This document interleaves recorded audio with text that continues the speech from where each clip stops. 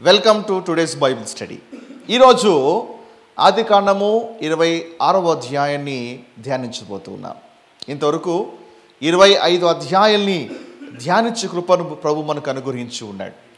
ఈ 26వ అధ్యాయములో కూడా దేవుడు మన ఆత్మీయ జీవితానికి సరిపడే లేదా మన ఆత్మీయ ప్రయాణానికి అవసరమైనటువంటి గూఢమైన, అద్భుతమైన, విలువైన ప్రాక్టికల్ లెసన్స్ని ఈ అధ్యాయంలో దాచి ఉంచి ఉన్నాడు.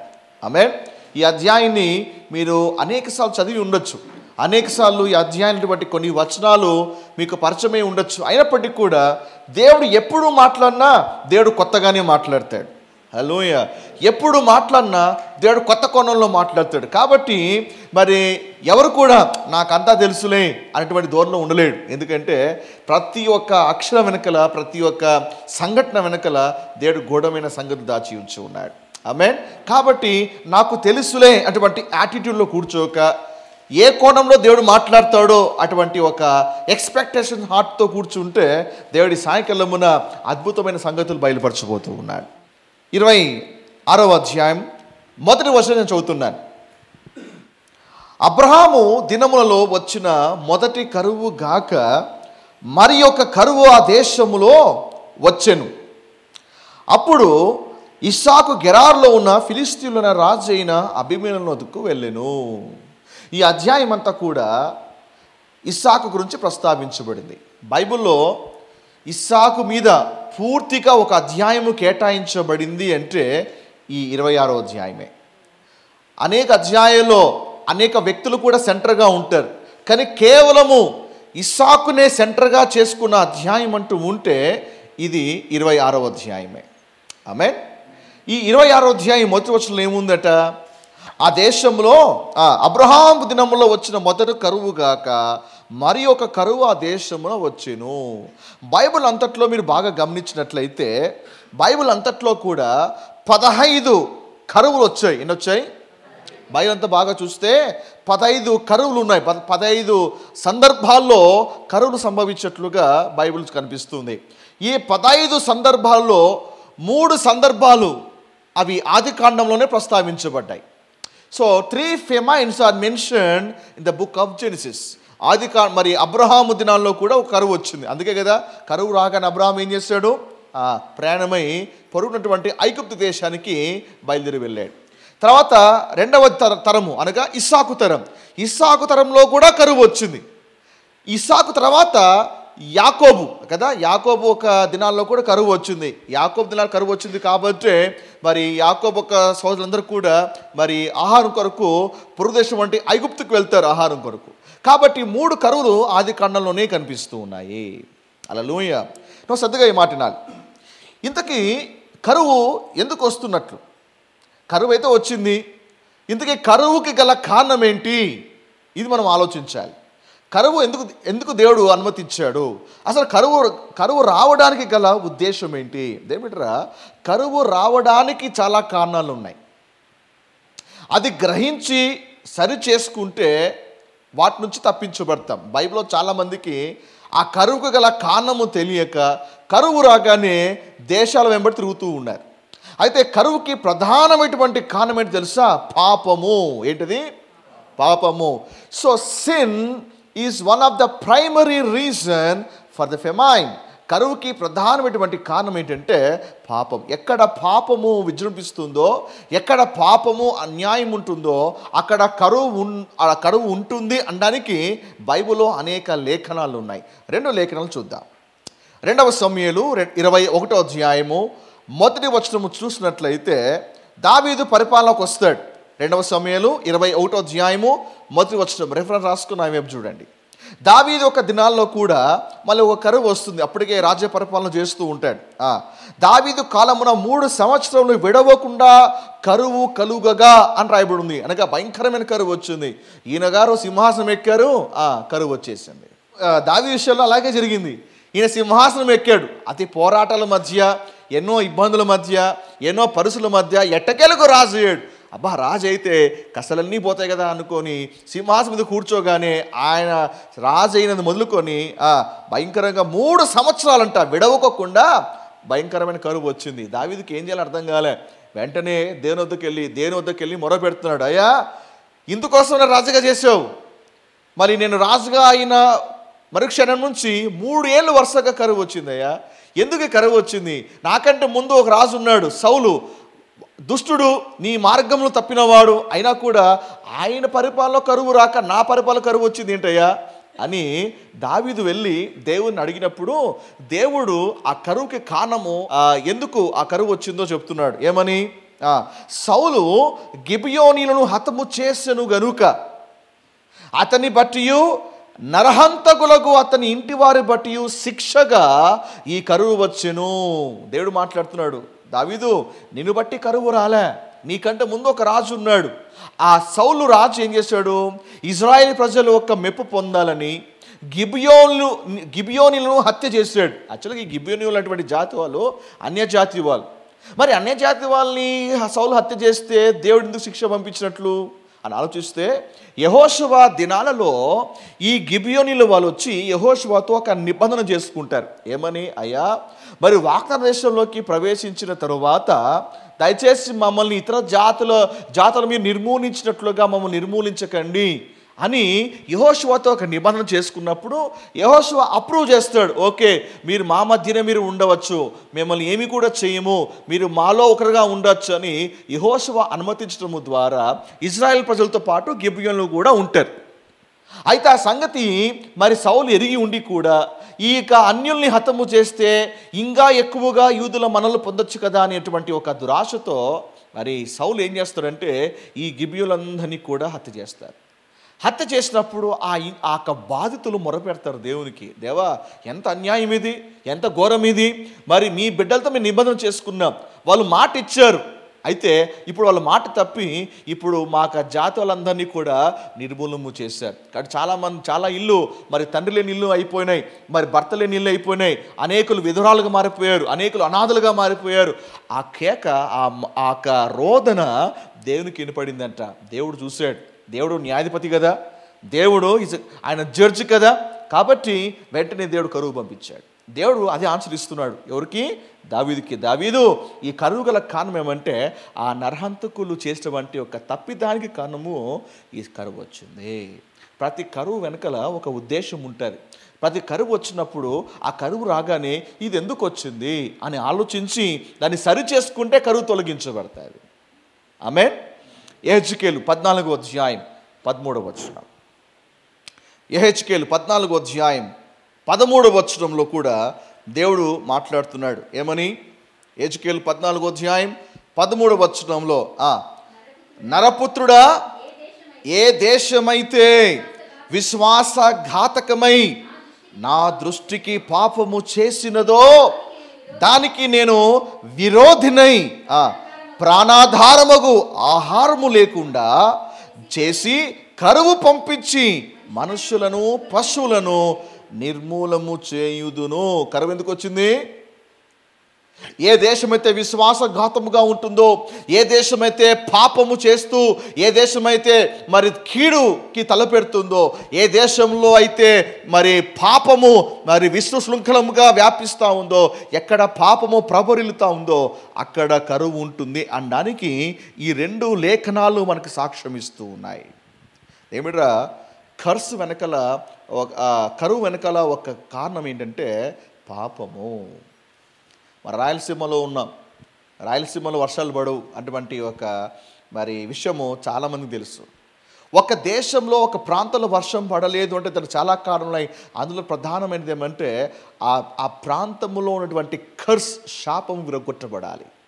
ఆ ప్రాంతంలో ఉన్నటువంటి ఆ ప్రాంతం మీద ఉన్నటువంటి ఒక శాపము, పాపం వల్ల వచ్చినటువంటి శాపం ఏమవుతుందో అది కొట్టివేయబడాలి. ఆ రోజున ఆ కరువు కొట్టివేయబడినప్పుడే ఆ ప్రాంతం అంతా కూడా సస్యశాలముగా మార్చబడుతుంది. అందుకే మన ప్రార్థన ఎప్పుడు కూడా దేవా రాయలసీమలో ఉన్నటువంటి శాపము కొట్టివేయబడాలి. ముఖ్యంగా ఈ ప్రాంతం అంతా కూడా హత్యలకు నిలయమై ఉంది. అందుకే రాయలసీమ నుంచి వచ్చామనగానే మిగతా ప్రాంతాల వాళ్ళు భయపడతారు, అమ్మో మీది రాయలసీమనా అంటారు. ఎందుకంటే హత్యలకి ఎక్కువగా ఇది చాలా ఫేమస్ అయిపోయింది. రక్తము చిందించబడుతుంది. ఎక్కడ రక్తము చిందించబడుతుందో అక్కడ శాపము నిలుస్తుంది. ఆ రక్తం మొరపెడుతుంది, తద్వారా కరువు అనేది సంభవిస్తుంది. కాబట్టి మనమంతా ప్రార్థన చేయాలి. ఏమంటే, దేవా, ఈ యొక్క కరువు ప్రాంతంగా ఉన్నటువంటి మా ఈ యొక్క ప్రాంతం ఏమైతే ఉందో ఆ ప్రాంతము సస్యశాలముగా మార్చబడాలి. ఆమేన్. దావీదు మొరపెడతాడు. దావీదు వెళ్ళి ఎవరైతే బాధితులుగా ఉన్నారో గిబియోనుల వద్దకు వెళ్ళి వాళ్ళ దగ్గర క్షమాపణ అడుగుతాడు. అయ్యా, క్షమించండి, మీరందరికీ కూడా మరి ఒక రాజుగా నేను క్షమాపణ అడుగుతున్నాను. మా పూర్వీకుడటువంటి ఆ రాజు, నా ముందు రాజు మరి అజ్ఞానంలో ఈ తప్పు చేశారు, కాబట్టి మమ్మల్ని క్షమించండి అని ఈ దావీదు వెళ్ళి మరి క్షమాపణ అడిగిన తర్వాత, ఏమి చేయాలో అది చేసిన తర్వాత గిబియోను శాంతిస్తారు. అప్పుడు ఆ దేశంలో కరువు తొలగించబడుతుంది. అప్పుడు అద్భుతమైనటువంటి వర్షాలు కురుస్తాయి. మీ ప్రాంతాలు జ్ఞాపకం చేసుకోరండి. ఏంటంటే, మన ప్రాంతం అంతా మంచి వర్షాలు పడాలి, కరువు కొట్టివేయబడాలి, పాపము తగ్గాలి, వ్యభిచారము, హత్య, దొంగతనాలు, క్రైమ్ రేటు మన రాయలసీమలో తగ్గాలి. ఎప్పుడైతే ఆ క్రైమ్ రేట్ తగ్గుతుందో, పాపం అనేది తొలగించబడుతుందో, అది ఎప్పుడైతే అది కిందికి దిగి వస్తుందో ఆ రోజున మరి ఇక కరువుగా ఉన్నటువంటి ఒక రాయలసీమ అది కరుణించబడుతుంది. Hallelujah. So our city needs your prayers. మన పట్టణానికి మీ ప్రార్థనలు కావాలి, మన పట్టణానికి మీ విజ్ఞాపనలు కావాలి. కాబట్టి ఇది కరువు ప్రాంతము అని ఊరికే కూర్చుని సరిపోదు. దావీదులాగా నువ్వు యోచించాలి. దావీదులాగా నువ్వు వెళ్ళి దేవుని దగ్గర మొరపెట్టగలగాలి. అయ్యా, క్షమించండి, మా పూర్వీకులు చేసినటువంటి అపరాధం ఇది, మా పట్టణస్థులు చేసినటువంటి అపరాధం ఇది. Someone has to confess their sins. ఎవరైనా సరే వాళ్ళ పాపాల విషయమై విజ్ఞాపన చేయాలి. దావీదు చేసిన పని కూడా అలాంటిదే. దానియేలు చేసినటువంటి పని కూడా అలాంటిదే.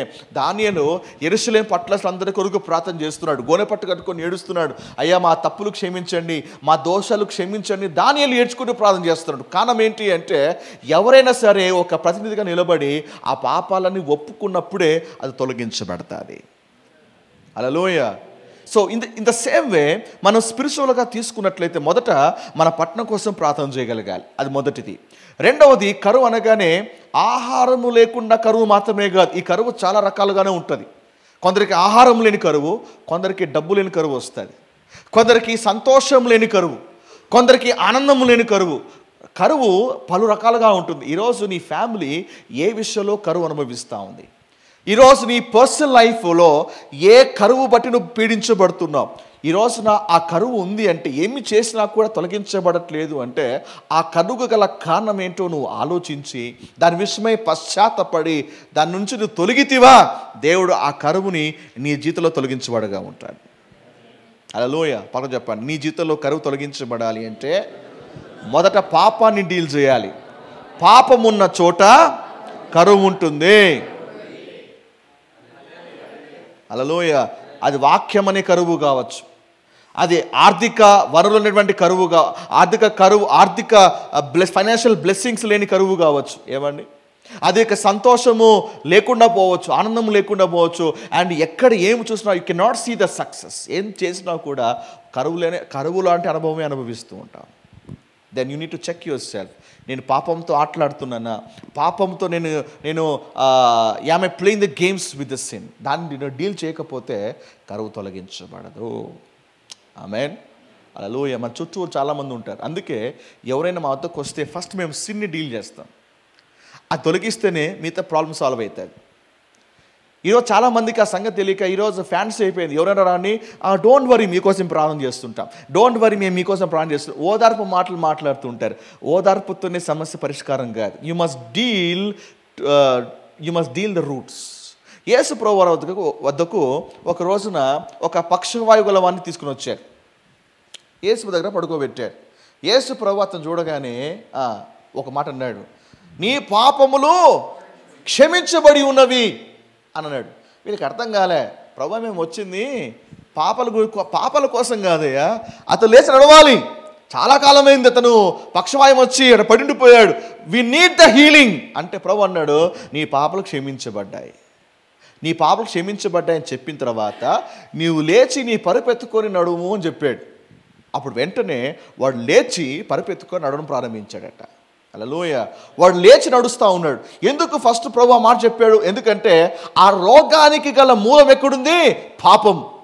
ఆ రోగానికి గల కారణం ఏంటి? సిన్. ఆ బలహీనతకు కారణం ఏంటి? సిన్. అతను వైఫల్యానికి కారణం ఏంటి? ఆ పాపము. అందుకే దేవుడు పాపాన్ని డీల్ చేశాడు. ఎప్పుడైతే పాపాలు క్షమించబడ్డాయో వీడు లేచి నడుస్తూ ఉన్నాడు. హల్లెలూయా. ఎప్పుడైతే నీ లైఫ్లో కూడా సిన్ని ఎప్పుడైతే డీల్ చేస్తావో, ఎప్పుడైతే నీ పాపాలు క్షమించబడతాయో, ఏ ఏరియాలో నీ యొక్క పాపము నువ్వు జయిస్తావో ఆ ఏరియాలో ఇమ్మీడియట్గా నువ్వు విజయము సాధిస్తావు. నువ్వు క్రైస్తవుడే ఉండొచ్చుగాక, నువ్వు బిలీవరే ఉండొచ్చుగాక, సంఘానికి వస్తుండొచ్చుగాక, but if you are not overcoming the sin, నీ జీవితంలో ఆ పాపాన్ని డీల్ చేయకపోతే ఆ ఏరియాలో ఆ పాపం బట్టి నువ్వు విజయము చూడలేవు. హల్లెలూయా. కాబట్టి ఏం చేయాలి?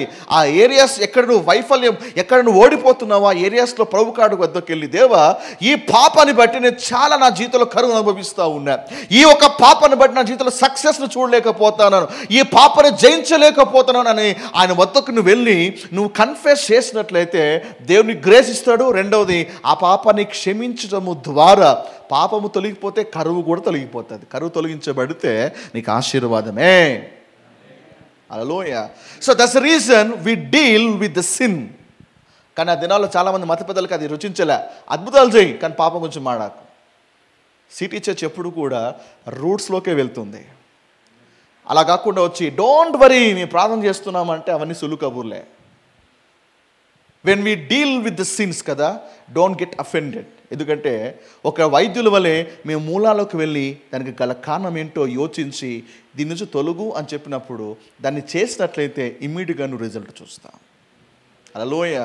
హృదయంలో నీవు పాపాన్ని కప్పుకొని నువ్వు దేవుని వద్దకు వచ్చి నిలబడి ఆరాధన చేస్తున్నా, నువ్వు బైబిల్ పట్టుకొని నువ్వు వాక్యాన్ని చదువుతున్నా, నువ్వు దేవుని సేవకు వెళ్తున్నా, if there is a sin hidden in your heart, నీ హృదయంలో పాపము లోపల నువ్వు మరుగు చేసుకుని ఉంటే you can not see the success in your life.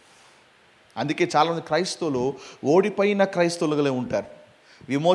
రక్తంతో కడగబడుతున్నా అని చెప్తూ ఉంటారు, సంఘాలకు వస్తుంటారు, but still they are leading a defeated life. Why? Because ఆ పాపం బట్టి కరువు వచ్చింది. ఆ కరువు బట్టి జీవితాల్లో వాళ్ళు జీవించిన దినాలంతట్లో కూడా కరువుతోనే గడిపేస్తూ ఉన్నారు. ఆమేన్. మన రాయలసీమలో కరువు తొలగించబడును గాక, మన కుటుంబాల్లో కరువు తొలగించబడును గాక, మనకు ఉద్యోగాల్లో కరువు తొలగించబడును గాక, మన జీవితంలో అన్ని విషయాల్లో పాపం వల్ల వచ్చినటువంటి ఆ కరువు ఏమైతుందో తొలగించబడును గాక. చెల్లిపైకేయడం, దేవా తెలుసో తెలియక చేసిన తప్పులను అపరాధములను క్షమించండి. నీవు కార్చిన అమూల్యమైన రక్తము చేత నన్ను కడిగి పవిత్రపరిచి పాపము వల్ల వచ్చిన శాపం ఏమైతే ఉన్నదో అది నా జీవితం నుంచి, నా కుటుంబం నుంచి, నా వృత్తి నుంచి తొలగించండి. కరువు తొలగించబడునుగాక. మా రాయలసీమలో కూడా కరువు తొలగించబడునుగాక. మన రాయలసీమ ప్రపంచమంతా కూడా ఆశ్చర్యపోయేటట్లుగా దీవించబడునుగాక. అందుకే దేవుడు నిన్ను నిలబెట్టాడు ఇక్కడ. Hallelujah. Amen. Praise the lord.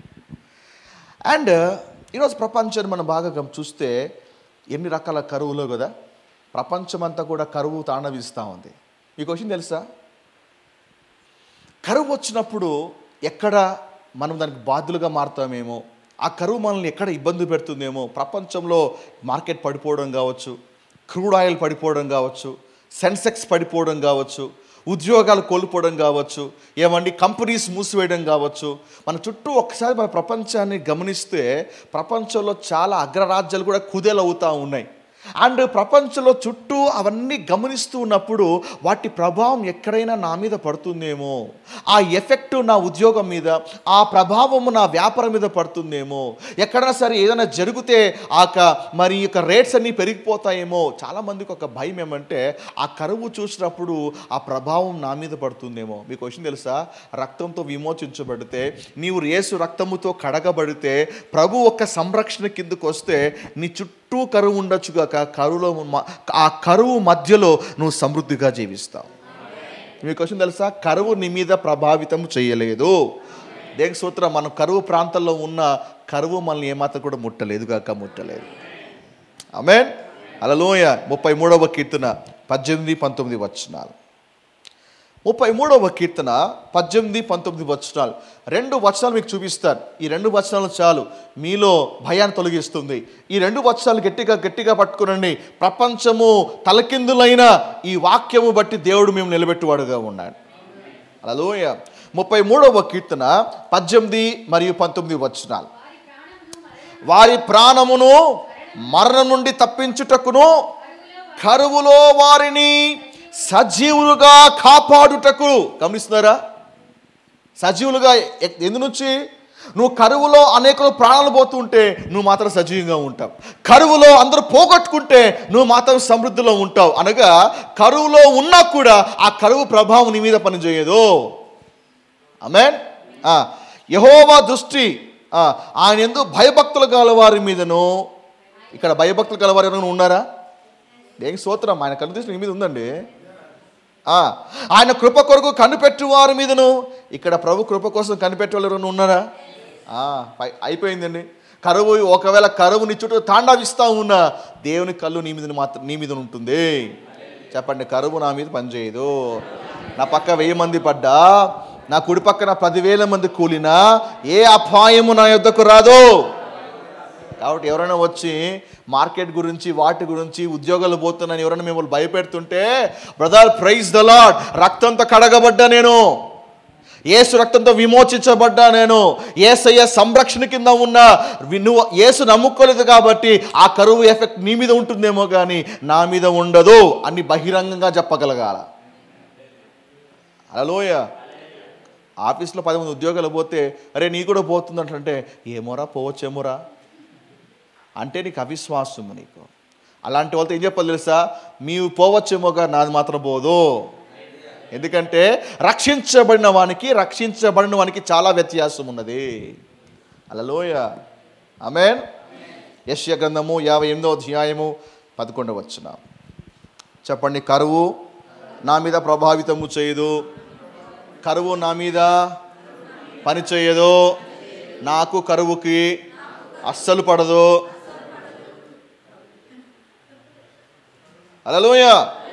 Yes. యెషయా 58వ అధ్యాయం 11వ వచనం. యెహోవా నిన్ను నిత్యము నడిపించును, క్షామకాలమున ఆయన నిన్ను ఎండగట్టి. ఏం చేస్తాడంట దేవుడు? ఎప్పుడట? క్షామకాలమున. అన్నీ ఉన్నప్పుడు మాత్రమే కాదు, క్షామం వచ్చినా కూడా నువ్వు ఎలా ఉంటావంట? సగం తిని సగము పస్తులు ఉంటావా? క్షామం వచ్చినప్పుడు ఎలా ఉంటావంట? దేవుడు కొన్ని సర్దుకోరా, ఈ సీజన్ అయినాక మళ్ళీ నువ్వు బాగుంటావని చెప్తాడా? క్షామకాలమున కూడా ఆయన నిన్ను తృప్తిపరిచి, అంత మాత్రమే కాదు, నీ ఎముకలను బలపరచును. నీవు నీరు కట్టిన తోట వలెను ఎప్పుడూ ఉబుకుచుండు నీటి ఊట వలె ఉండెదవు. ఎంత అద్భుతమైన వాగ్దానం అది. కరువులో కూడా నీవు నీరు కట్టిన తోట వలె ఉంటావంట. కరువు వస్తే నీ చెట్లను ఎలా ఉంటాయి చెప్పండి? ఎండిపోయి ఉంటాయి. కానీ నీరు కట్టిన తోట వలె ఉంటావంట, ఉబుకుచుండు నీటి ఊట వలె ఉంటావంట. ఆమేన్. ఇలాంటి కన్ఫెషన్ నువ్వు చేయాలి. నీ లైఫ్లో కూడా ఇలాంటి కరువు దినాల్లో నువ్వు వెళ్తున్నట్టుగా నీకు కనిపిస్తుందా? బహుశా నీ ఫ్యామిలీ కావచ్చు, నీ బిజినెస్ కావచ్చు, నీ ఉద్యోగం కావచ్చు, లేకపోతే అది ఏదైనా కానీ గాక, అలాంటి కరువులో నువ్వేం చేయాలి? ఈ వాగ్దానం గట్టిగా పట్టుకోగలగాలి. దేవా, నీ వాగ్దానము సత్యమయ్యా, ఈ వాగ్దాన ప్రకారంగా ఈ కరువులో కూడా నేను సమృద్ధిగా ఉంటాను, ఈ కరువులో కూడా నేను ఉబుకుచుటువంటి ఒక నీటి ఊట వలె ఉంటాను, నేను నీరు కట్టిన తోట వలె ఉంటాను, క్షామకాలంలో కూడా నేను తృప్తిగా ఉంటాను అని ఈ 2 వర్షాలని కన్ఫెస్ చేయాలి. ఈ 2 వర్షాలు పలుకుతూ ఉండాలి. అప్పుడు దేవుడు నీ లైఫ్లో కార్యం జరిగిస్తాడు. అవిశ్వాసుల వలె కరువు గురించి నువ్వు ఎక్కువగా మాట్లాడకూడదు. అవిశ్వాసులు బెంబెలెత్తి పెట్టలుగా నువ్వు కూడా బెంబెలెత్తిపోకూడదు. ఈ 2 వాక్యాలు గట్టిగా పట్టుకోగలగాలి. చెప్పండి, నా మీద కరువు పని చేయదు. బైబిల్లో 2 ఉదాహరణ చెప్తాను. ఒకరు ఏలియా. కరువు వచ్చినప్పుడు ఏమైందండి? ఏలియా ఉపవాసం ఉన్నాడా? 40 days ఫాస్టింగ్ ఉన్నాడా? అందరూ కరువుతో అల్లాడిపోతూ ఉంటే అయ్యగారు మాత్రము ఏమండి సెలయేరు దగ్గర, ఏమండి కెరీతు వాగు దగ్గర కాకులు హ్యాపీగా చికెన్ ముక్కలు వేస్తూ ఉంటే చికెన్ ముక్కలు తినుకుంటా ఏమండి అప్పము అంట. అప్పాలు ఎక్కడి నుంచి వచ్చినాయండి? ఒక సందర్భంలో దేవదూతను దిగి వచ్చి ఏలియాకి అప్పం చేసి పెట్టిందంట. ఆ కెరీతు వాగు నీళ్ళు పోతా ఉంటే బిస్లరీ వాటర్ కూడా మనకి రావు నీళ్ళు ముందర. వాట్ ఏ కంఫర్టబుల్ లైఫ్ అది. అందరూ కరువులో ఇబ్బంది పడతా ఉంటే ఏలియా మాత్రము లగ్జరీ లైఫ్ జీవిస్తూ ఉన్నాడు. అది అయిపోగానే ఏలియాని ఎక్కడ పంపించాడు? సారెపాతు విధురాలు ఇంటికి పంపించాడు. హల్లెలూయా. ఆయన కరువులోంచి బయటకు వచ్చాడు. కరువులో ఉన్న వాళ్ళని కూడా ఏలియా ద్వారా దేవుడు వాళ్ళని కూడా బయట తీసుకుని వచ్చేసాడు. రెండవది షూనేమీయురాలు. ఎవరు? షూనేమీయురాలు. మీరు ఆమె కథ కూడా మీరు 2వ రాజుల 8వ అధ్యాయం చదివితే మీకు అర్థమవుతుంది కదా. సో కాబట్టి ఈ ఇద్దరు ఎగ్జాంపుల్ చాలు. కరువులోను విధేయతగా ఉంటే దేవుడు వాటి నుంచి విడిపించేవాడుగా ఉన్నాడు. నీ పక్కకు చెప్పండి, నా మీద కరువు పనిచేయదు, కరువు పనిచేయదు. ఆమేన్. హల్లెలూయా. ఆ తర్వాత పాస్టర్ గారు నా ఉద్యోగం అయిపోతుందో, పాస్టర్ గారు నా వ్యాపారం ఏమైపోతుందేమో, నాకు ఏమైపోతుందేమో, ఇలాంటి మాట నాకు వినిపించకూడదు. ఈ 2 వాక్యాలు మనం గట్టిగా కన్ఫెస్ చేయాలి.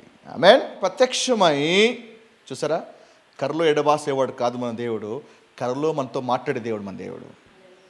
ఆమేన్. యెహోవా ప్రత్యక్షమై నీవు ఐగుప్తులోనికి వెళ్ళక నేను నీతో చెప్పు దేశమందు నివసించుము, ఈ దేశమందు పరవాసమై ఉండుము, నేను నీకు తోడే ఉండి నేను ఆశీర్వదించుదును. దేవుడు దిగు వచ్చి మాట్లాడుతున్నాడు ఇస్సాకుతో. ఏమని? అప్పటికే ఇస్సాకు బయలుదేరుతున్నాడు, లగేజ్ ప్యాక్ చేసుకుంటున్నాడు. వాళ్ళ నాన్న ప్యాక్ చేసేలా లగేజ్. వాళ్ళ నాన్న కూడా కరువు రాగానే అతని మనసులో ఐగుప్తు మెదిలింది, బయలుదేరి వెళ్ళిపోయాడు. యాజ్ ఫాదర్ యాజ్ సన్ కదా, యాజ్ ఫాదర్ యాజ్ సన్. తండ్రి ఎట్టివాడో కుమారుడు అట్టివాడే. ఈయన కూడా లగేజ్ ప్యాక్ చేస్తూ ఉంటే దేవుడి దగ్గరికి వచ్చి, హలో మిస్టర్ ఐజాక్, ఏం చేస్తున్నావు అంటే, ఏం చేస్తున్నానయ్యా, కరువు వచ్చింది కదా, అదిగో పొరుగు దేశంకి వెళ్తున్నా. ఏంటి? ఐగుప్తు దేశానికి వెళ్తున్నాను. బైబిల్లో ఐగుప్తు లోకానికి సాదృశ్యం. ఐగుప్తు అప్పుడు చాలా వెల్తియెస్ట్ నేషన్, ధనిక దేశం, అది ఐశ్వర్య దేశం, అది మరి ప్రపంచాల్ని పోషించగలటువంటి సామర్థ్యం ఆ దేశానికి ఉంది. కాబట్టి ఇస్సాకు ఉంటుంది కదా, కొంతకాలము ఈ కరువు తీరిపోయేంత వరకు ఐగుప్తులోకి వెళ్దాములే, అక్కడ కొంతకాలం ఉండి మళ్ళా వద్దాములే అని లగేజ్ ప్యాక్ చేసుకుంటూ ఉంటే దేవుడు అన్నాడు కదా, ఇస్సాకు నువ్వు ఐగుప్తుకు వెళ్ళవద్దు, కరువు రాగానే ఐగుప్తుకి వెళ్ళిపోతావా? మీ నాన్నకు నేను ఒక మాట ఇచ్చాను, గుర్తుందా? ఏంట మాట?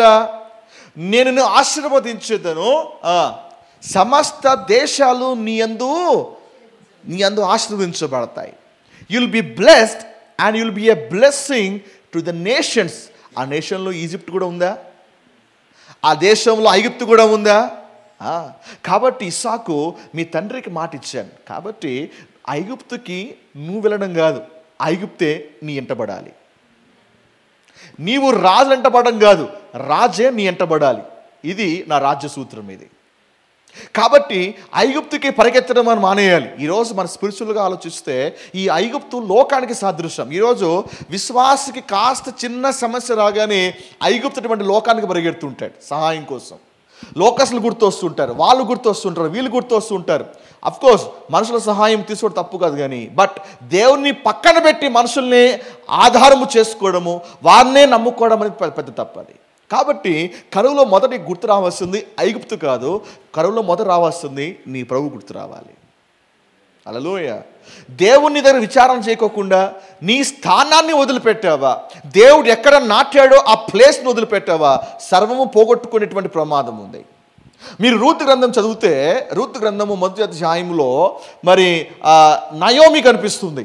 నయోమి వాళ్ళ భర్త వాళ్ళ ఫ్యామిలీని తీసుకొని ఏమని మరి బెత్లెహేంను వదిలిపెట్టి ఆ పక్కటువంటి మోయాబు ప్రాంతానికి వెళ్ళింది. కారణం ఏంటి? బెత్లెహేంలో కరువు వచ్చింది కాబట్టి. కరువు రాగానే ఆ పోషణ నిమిత్తమై వాళ్ళు మోయాబుకి పరిగెడుతున్నారు. ఏమంటే కరువు రాగానే వాళ్ళు మోయాబుకి వెళ్ళారు. అదే బెత్లెహేంలో ఇంకొక ఆయన కనిపిస్తాడు, ఆయన పేరే బోయాజు అని. 2వ అధ్యాయంలో బోయాజు గురించి రాయబడుతూ అతడు ఆస్తిపడు అని రాయబడింది. దేనికి స్తోత్రం, బోయాజు పరిగెత్తలేదు అలాగా. బోయాజు కూడా కరువు వచ్చింది, బోయాజు కూడా అదే అనుభవంలో ఉన్నాడు. కానీ బోయాజు ఈ నయోమి వల్లే పరిగెత్తలేదే, కాళ్ళకు పని పెట్టలేదే, మళ్ళీ టెన్షన్ పడలేదే, అదే బెత్తలంలో అలాగే ఉండిపోయాడు. దేవుడు అతను దీవించి ఉన్నాడు. కానీ నయోమి వీళ్ళకి భర్త విశ్వాసం ఉంచలేకపోయింది. అందుకే మరి దేవుని యొక్క స్థానాన్ని వదిలిపెట్టి ఎక్కడ నాటాడో అది వదిలిపెట్టి పక్కన వంటి మోయాబుని ఆశ్రయించింది. దానికి ఫలితం ఏంటి తెలుసా? తన భర్తను పోగొట్టుకుంది. తనక మరి ఇద్దరు కుమారులు ఉంటే ఆ ఇద్దరు కుమారులను కూడా పోగొట్టుకుంది. The price of a sin, పాపం ఒక ఫలితం ఏంటి తెలుసా?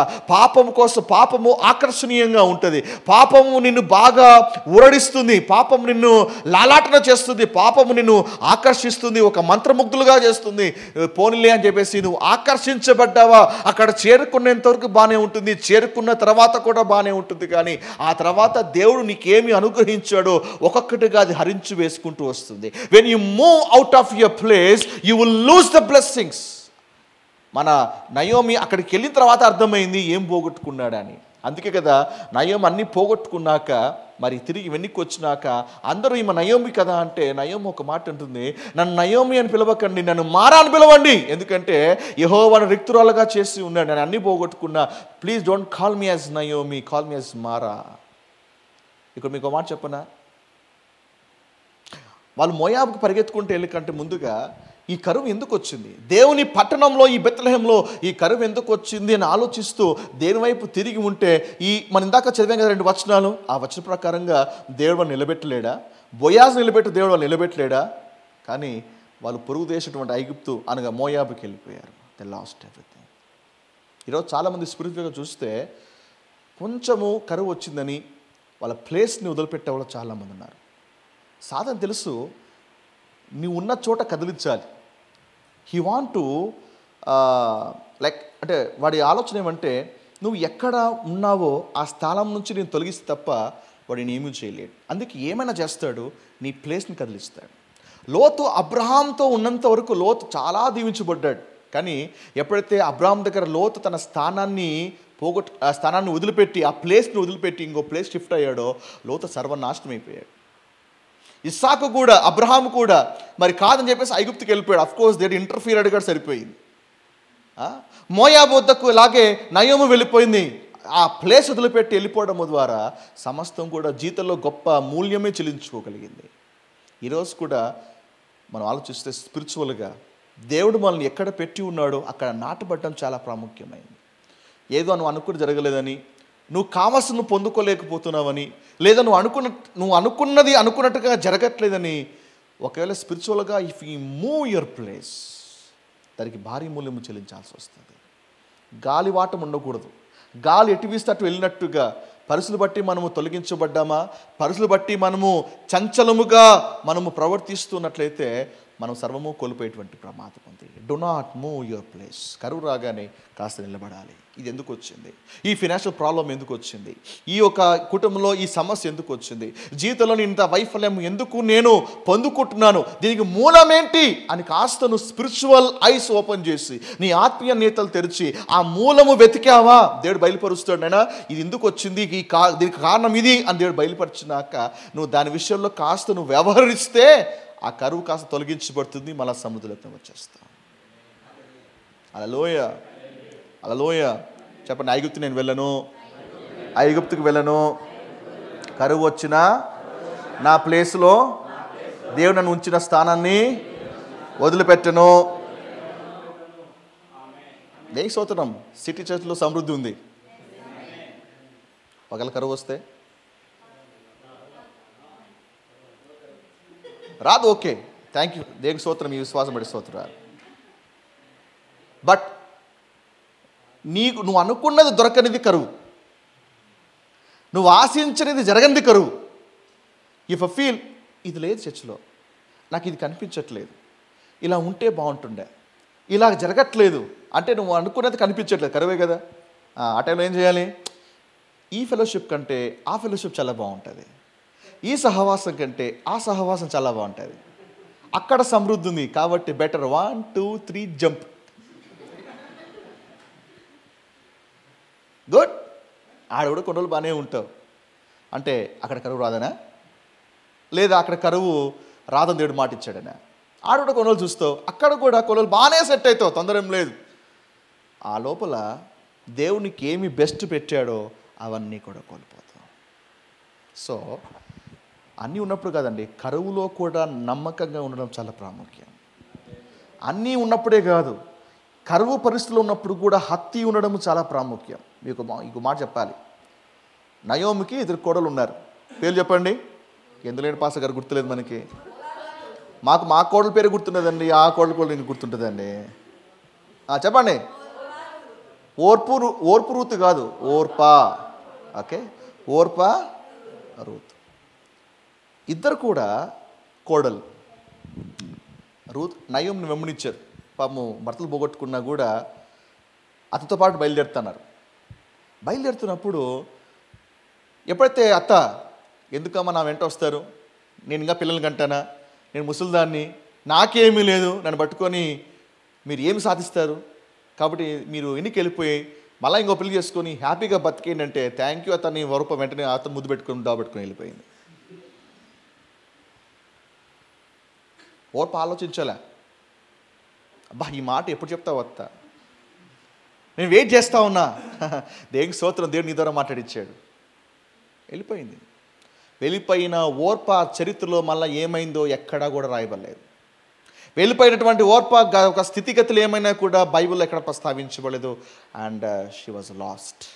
కానీ రూతు పట్టు వదిలిపెట్టక గట్టిగా హత్తుకొని నయోమిని.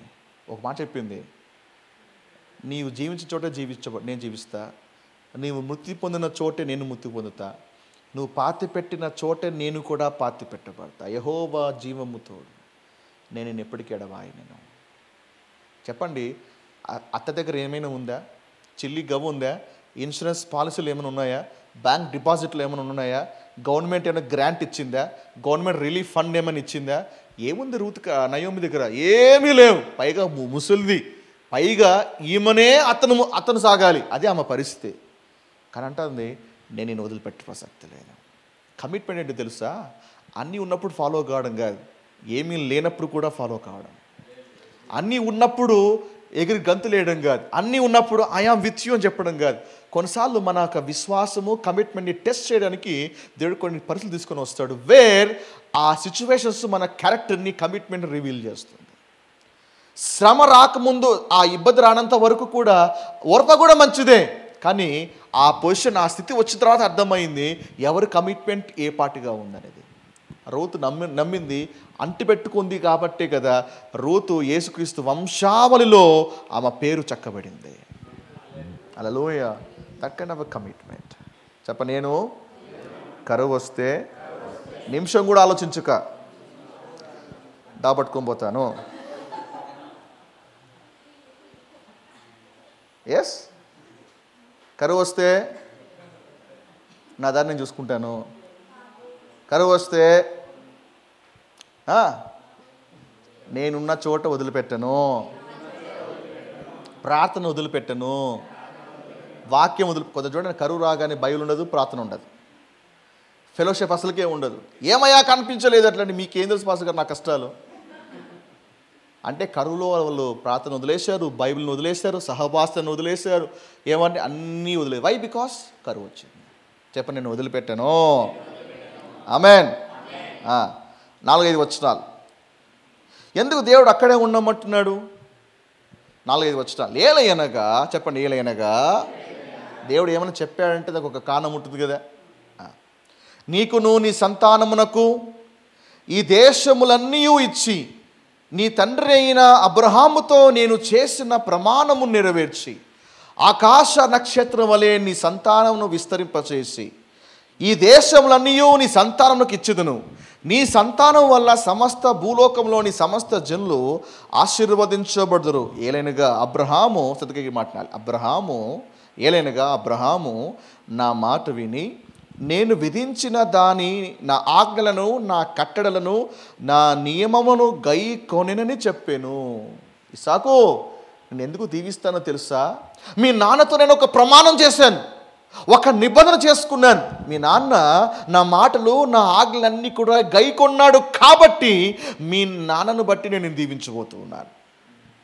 మీ యొక్క తండ్రి బట్టి నేను నువ్వేదో మంచివాడని కాదు, నిన్ను బట్టి కాదు, ఈరోజు నేను బ్లెస్ చేస్తున్నాను. ఈ దేశంలో నువ్వు నిలబడితే నేను దీవిస్తాను. ఎందుకంటే మీ నాన్న ఒక సమర్పణ, మీ నాన్న ఒక విధేయతను బట్టి నేను దీవించబోతూ ఉన్నాను. నా సతిగా ఈ మాట వినాలి. దేనికి స్తోత్రం. మనం కూడా ఏమి చేయకపోయినా, అయోగ్యులైన అనర్హులైన దీవించబడుతూ ఉన్నామంటే మనకు ముందు యేసయ్య తండ్రికి విధేయుడై, తండ్రి మాట లోబడి, తండ్రి చిత్తాన్ని నెరవేర్చిన వాడు కాబట్టి యేసయ్యను బట్టి నీవు నేను కూడా అలాగే దీవించబడుతూ ఉన్నాం. అర్థమవుతుందా? అబ్రహాము విధేయతను బట్టి ఇస్సాకు ఏ విధంగా దీవించబడుతున్నాడో, యేసయ్య విధేయతను బట్టి యేసయ్య ఒక బిడ్డలుగా మనం కూడా అదే విధంగా దీవించబడుతూ ఉన్నాము. హల్లెలూయా, దేవునికి స్తోత్రం. అందుకే ఎప్పుడే కానీ మన కష్టాన్ని మనకున్న దాన్ని బట్టి గర్వించకూడదు. నేను చేశాను, నా తెలివి, నా జ్ఞానము, నా టాలెంట్ నాది నీది కాదు. ఒకవేళ ఇది ఎంతైనా ఉన్నిగాక, బట్ తండ్రి యేసయ్య విధేయత లేక యేసయ్యను బట్టి కాకపోతే పైకి రాగలుగుతావా? చేయబోతున్నా ఒకసారి. యేసయ్య నీవు తండ్రికి లోబడి తండ్రికి చూపించిన విధేయత కారణాన నీ మూలముగా నేను దీవించబడుతున్నాను. వా కదా. అబ్రహాముకి పుట్టడమే ఇస్సాకు ధన్యత. అబ్రహాముకి పుట్టడమే, అబ్రహాముకి కుమారుడుగా జన్మించుట ఇస్సాకు ధన్యత. కాబట్టి ఇస్సాకు తప్పించబడ్డాడు. మనం యేసయ్య బిడ్డలుగా ఉన్నామే ధన్యత. అందుకే యేసయ్య తండ్రి యేసయ్యను బట్టి మనం తప్పిస్తూ ఉన్నాడు. హల్లెలూయా, హల్లెలూయా. తండ్రిని బట్టి కుమారుడు దీవించబడుతూ ఉన్నాడు. ఇక్కడ ఒక స్పిరిచువల్ లెసన్ నేర్చుకోవాలి. ఇది స్పిరిచువల్ ఆస్పెక్ట్. రెండవది మీకు తెలుసా, మీ విధేయత మీ పిల్లలకు ఆశీర్వాదమని, మీ లోబడుట, మీ ఆత్మీయత మీ బిడ్డలకు దీవెనకరంగా ఉంటుందని. ఈరోజు చాలామందికి ఈ ప్రిన్సిపల్ అర్థం కాక, ఆయన భక్తి ఆయనది, నా భక్తి నాదిలే, నా నమ్మకం నాది, నా బిడ్డల నమ్మకం నా బిడ్డలది కాదు. నీ విధేయతను బట్టి కూడా నీ పిల్లలు దీవించేవాడుగా ఉన్నాడు. కాబట్టి నీ స్పిరిచువల్ లైఫ్ అనేది చాలా ప్రాముఖ్యమైంది. దేవుడు నిన్ను బట్టి మీ కుటుంబాన్ని దీవిస్తున్నాడు. నీ భక్తిని బట్టి, నీ విశ్వాసం బట్టి మీ పిల్లలు దేవుడు దీవించేవాడుగా ఉన్నాడు. కాబట్టి మనల్ని బట్టి మన పిల్లలు దీవించబడాలే కానీ మనల్ని బట్టి మన బిడ్డలు శపించబడకూడదండి. మనల్ని బట్టి మన కుటుంబము శపించకూడదు, శాపగ్రస్తుడికి గురి కాకూడదు. We should be the reason for the blessing, not the curse. కాబట్టి మన భక్తిని, తల్లిదండ్రులుగా మన భక్తి చాలా జాగ్రత్తగా మనం లీడ్ చేయగలగాలి. మన విధేయతను, అబ్రహాం విధేయతను బట్టి దేవుడు ఎలాగైతే దీవించి ఉన్నాడో, నీ కమిట్మెంటు, నీ ప్రేయర్ లైఫ్, నీ సమర్పణ, నీ త్యాగము, నీకు దేవుని పట్ల, దేవుని రాజ్యం పట్ల నీకున్నటువంటి ఒక ఇది, దాన్ని బట్టి దేవుడు ప్రభు అనాలి, నా కుమారుడా నిన్నే కాదు నీ పిల్లల్ని కూడా దీవిస్తాను. ప్రభు చెప్పలేదా, నేను 1000 తరములు దీవిస్తానని చెప్పలేదా దేవుడు? దావీదును బట్టి ప్రభు అన్నాడు కదా, నీ రాజ్యంలో ఒకడు సింహాసనం కూర్చుండకపోవడం దేవుడు చెప్పాడు. ఒక్కని విధేయతను బట్టి, ఆ మాట బట్టి చాలండి. ఆ తర్వాత రాజులందరూ చూస్తే అనేక రాజులు విఫలమైన, ఆ రాజులు దేని మార్గం తొలగిపోతున్నా ఏదో ఒక విధంగా దేవుడు ఒక రాజుని సింహాసనం కూర్చుండే పెట్టేవాడు. ప్రతిసారి దేవుడు జ్ఞాపకం చేసేవాడు, నిన్ను బట్టి కాదయ్యా, దావీదుకి నేను మాట ఇచ్చా, నీ సింహాసనం మీద ఒకడు ఉండకపోడు అని మాట ఇచ్చా, అందుబట్టే మిమ్మల్ని నేను సింహాసనం కూర్చుండి పెడుతున్నా. దేవుడు ఒక్కడిని బట్టి ఆ కుటుంబంలో అనేకులు దీవించేవాడుగా ఉన్నాడు. కాబట్టి లీడ్ ఎ గాడ్లీ లైఫ్. మీ భక్తి మీ పిల్లలకు దీవెనకరంగా ఉండాలి. మీ భక్తి మీ కుటుంబానికి ఆశీర్వాదకరంగా ఉండాలి. శాపం తేకూడదు. నేను త్రాగితే నేను పోతా, నా పిల్లలు బాగుంటే చాలే, కుదరదు. నేను చెడిపోతా, నా కుటుంబం మాత్రం బాగుంటుందిలే, పోతే నేను మాత్రం నరకానికి పోతా అని అనుకుంటామేమో కాదు. నీవు చెడిపోతే నువ్వే కాదు, నువ్వు చెడిపోవడం మాత్రమే కాదు, దాని ఫలితము, దాని కర్స్ ఫ్యామిలీకి కూడా పనిచేస్తుంది. ఆ శాపము కుటుంబం మీద కూడా పనిచేస్తుంది. ఒకరు దీవించబడితే బ్లెస్సింగ్ అండ్ కర్స్కున్నటువంటి ఒక విశిష్టత మీకు చెప్పాలి. నేను దీవించబడితే బ్లెస్సింగ్ నాకే పరిమితం కాదు, నా చుట్టూ ఉన్న వాళ్ళ మీద కూడా ప్రభావితం చేస్తాయి. ఒక పాస్టర్గా నేను దీవించబడితే సంఘం దీవించబడదా? Yes are no? ఒకరు దీతే అనేకులు ఏ విధంగా దీవించబడతారో, శపించబడినా కూడా ఆ శాపము ఆశీర్వాదము మనకే పరిమితంగా ఉండదు. దాని ఎఫెక్ట్ మన చుట్టూ ఉన్న వాళ్ళ మీద కూడా పనిచేస్తుంది. అందుకే మన భక్తి చాలా చాలా కీలకమైనది. నేను నా కుటుంబానికి బ్లెస్సింగ్కి, ఆశీర్వాదానికి కారణంగా ఉంటాను. ఈవెన్ చర్చ్ విషయంలో కూడా అండి, చర్చ్ కూడా కుటుంబమే కదా. నేను ఎట్ట పాడైపోతే నాకేముందండి, చర్చికి ఏం కాదు కదా. నేను ఎట్ట నాశనం అయిపోతే నేను కదా, నేను ఏమైనా పోయేది? నో, సంఘ అభివృద్ధికి నువ్వు అడ్డుగా ఉన్నావు. సంఘము అభివృద్ధిలోకి పోలేటంటే maybe you are the reason. దీవించబడుతుందా నీవే కారణము. ఒకవేళ వెనక్కి దిగజారుతూ ఉంది, కుంటుపడతా ఉంది, అభివృద్ధి పొందలేక మరి అక్కడే ఆగిపోయిందా, దానికి నీవే కారణం. ఇండివిజువల్గా ఒక్కొక్కరు రెస్పాన్సిబుల్. కాబట్టి when church is not growing, సంఘం ఎదగట్లేదు అన్నా, అంటే యూనివర్సల్గా తీసుకుంటే if a church is not growing, లేకపోతే కాపరి సరిగ్గా పనిచేయలేదు అందుకే సంఘం ఎదగట్లే. ఒకవేళ చర్చ్ బాగా ఉంది ఎట్లా అంటే కాపరి ఉన్నాడండి, ఆ కాపరి బాగున్నాడు కాబట్టి సంఘం బాగా ఎదుగుతుంది. నో, ఇండివిజువల్గా సంఘంలో ఒక్కొక్కరు దానికి బాధ్యులుగా ఉన్నారు. కాబట్టి మన సంఘము అటువంటి ఇంటికి మనము ఆశీర్వాదంగా కారకంగా ఉండాలి. నేను నా సంఘానికి బ్లెస్సింగ్గా ఉంటాను. నా సంఘానికి, నా పిల్లలకు ఆశీర్వాదకరంగా ఉంటాను. నన్ను బట్టి దేవుడు నా బిడ్డలు దీవించాలి, నన్ను బట్టి దేవుడు సంఘాన్ని దీవించాలి. నిన్ను బట్టి. ఆమేన్. 26వ అధ్యాయము 6-11 వచనాలు. ఇస్సాకు గెరాల్లో నివసించెను. ఆ చోటి మనుషులు అతని భార్యను చూచి ఆమె ఎవరనని అడిగినప్పుడు అతడు ఆమె నా సహోదరి అని చెప్పింది. ఎందుకనగా రిబ్కా చక్కనిది గనుక ఈ చోటి మనుషులు ఆమె నిమిత్తము నన్ను చంపుదురేమో అని అనుకొని తన భార్య అని చెప్పుటకు భయపడిను. అక్కడ అతడు చాలా దినములు ఉండిన తరువాత ఫిలిస్తీన్ల రాజైన అబీమెలెకు కిటికీల నుండి చూచినప్పుడు ఇస్సాకు తన భార్య అయిన రిబ్కాతో సరసమాడుట కనపడెను. అప్పుడు అబీమెలెకు ఇస్సాకుని పిలిపించి, ఇదిగో ఆమె నీ భార్యే, ఆమె నా సహోదరి అని ఎలా చెప్పితివని అడుగగా ఇస్సాకు ఆమెను బట్టి నేను చనిపోదునేమో అనుకుంటుని అని అతనితో చెప్పాను. అందుకు అబీమెలెకు, నీవు మాకు చేస్తున్న ఈ పని ఏమి? ఈ జనులలో ఎవడైనా ఆమెతో నిర్భయముగా శయనించవచ్చునే. అప్పుడు నీవు మా మీదకి పాతకము తెచ్చిపెట్టువాడువు కదా అనెను. అబీమెలెకు ఈ మనుషుని జోలికైనను ఇతని భార్య జోలికైనను వెళ్ళువాడు నిశ్చయముగా మరణశిక్ష పొందునని తన ప్రజలకు అందరికీ ఆజ్ఞాపింపగా. కాబట్టి ఇస్సాకు ఏం చేస్తాడు, ఈ స్థలమందే ఉండమని చెప్పినప్పుడు ఇస్సాకు ఏం చేశాడు, గెరార్ అటువంటి ఒక ప్రాంతంలో నివాసం చేస్తున్నాడు. ఈ ప్రాంతము అబీమెలెకు ఒక ఆధీనంలో ఉన్నటువంటి ప్రాంతం. అయితే ఈ కాంటెక్స్ట్లో మనం ఏం చేస్తున్నాము అంటే, మరి తండ్రికి కుమారునికి మధ్య ఉన్న వ్యత్యాసం. ఇదే ప్రాంతము, ఇదే రాజ్యం కింద ఇద్దరు భయంకరమైనటువంటి తప్పిదాలు చేశారు. అబ్రహాము చేసిన తప్పే కుమారుడు కూడా చేస్తూ ఉన్నాడు. 4 సిమిలారిటీ చెప్తాను, 4 దగ్గర పోలికలు చెప్తాను. మొదటిది ఏంటి అంటే, ఇద్దరు కూడా అబ్రహాము అబీమెలెకు దగ్గరనే దొరికిపోయాడు. ఇస్సాకు కూడా అబీమెలెకు దగ్గరే దొరికిపోయాడు. అబ్రహాము తన భార్య అందం బట్టి తనకు ఎక్కడ ప్రాణముప్పు కలుగుతుందేమో అని భయపడ్డాడు. ఇస్సాకు కూడా రిబ్కా అందమును బట్టి ప్రాణానికి ముప్పు వస్తుందేమో అని కూడా భయపడ్డాడు. అబ్రహాము తన భార్యను నా సహోదరి అని అబద్ధం ఆడాడు. సేమ్ కుమారుడు కూడా తన భార్యను చూసి తన భార్యను ఈమె నా సహోదరి అని అబద్ధం ఆడారు. 4వ చూస్తే అబ్రహాము దొరికిపోయిన తర్వాత అవును నేను చేసిన తప్పే అని ఒప్పుకునేటువంటి కన్ఫెషన్ మనకు కనిపించదు. అబీమెలెకు ఇస్సాకును కూడా గద్దించాడు, ఏమయ్యా నువ్వు చేసింది ఇదేనా అని.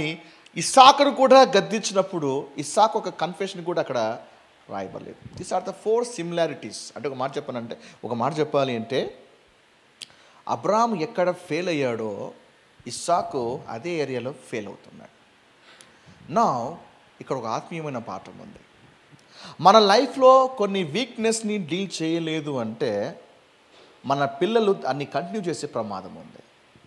అందుకే వీక్ ఏరియాస్ కానీ ఎక్కడైనా బలహీనతలు ఉన్నా కూడా దాన్ని నీ తరంతోనే హ్యాండిల్ చేయక ఇది నా కామనే కదా, ఇది మామూలు విషయమే కదా అని నీ బలహీనతల్ని లైట్గా తీసుకుని నన్ను వదిలేసావు అంటే సేమ్ నీ కమింగ్ జనరేషన్ కూడా అదే కొనసాగించేటువంటి ప్రమాదం ఉంది.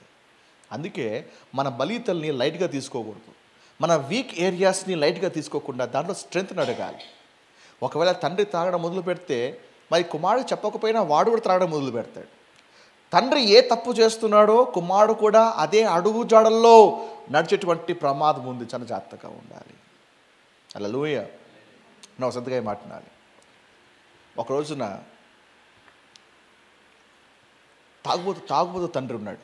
భయంకరంగా తాగేటువంటి అలవాటు. ఇంటికి వస్తే రభస చేస్తాడు. ఇంట్లో అందరినీ కొట్టడం ప్రారంభిస్తాడు. ఇక తాగింది సరిపోలేదని అర్ధరాత్రి అందరూ పడుకున్నాక డోర్ తీసి మెల్లిగా నడుచుకుంటూ ఆ దగ్గరలోటువంటి ఆ బార్లో కూర్చొని మందు కొడతా ఉన్నాడు.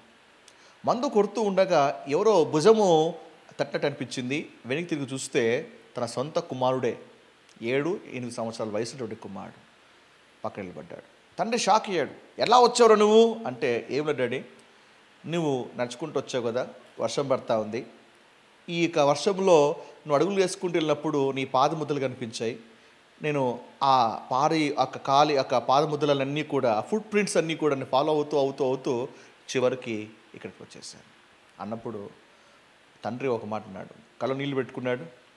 అరే, నీవు నాలాగా కాకూడదురా అని కళ్ళ నీళ్ళు పెట్టుకొని ఏం చేశాడు. ఆ కుమారుడు ఒక మాట అన్నాడు, నువ్వు నాలా ఉండకపోతే నేను నీలాగా ఎందుకు కాకూడదు? నువ్వు నాలాగా ఉండకపోతే నేను నీలాగా ఎందుకు ఉండకూడదు? నువ్వు చేసింది తప్పు కాకపోతే నేను చేసింది ఎందుకు తప్పు అని నిలదీశాడు.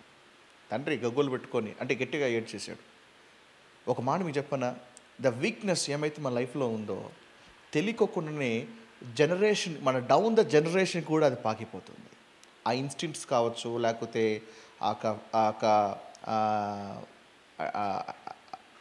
నాకు సరైన వర్డ్ నాకు దొరకట్లేదు, but it will pass down to the generations.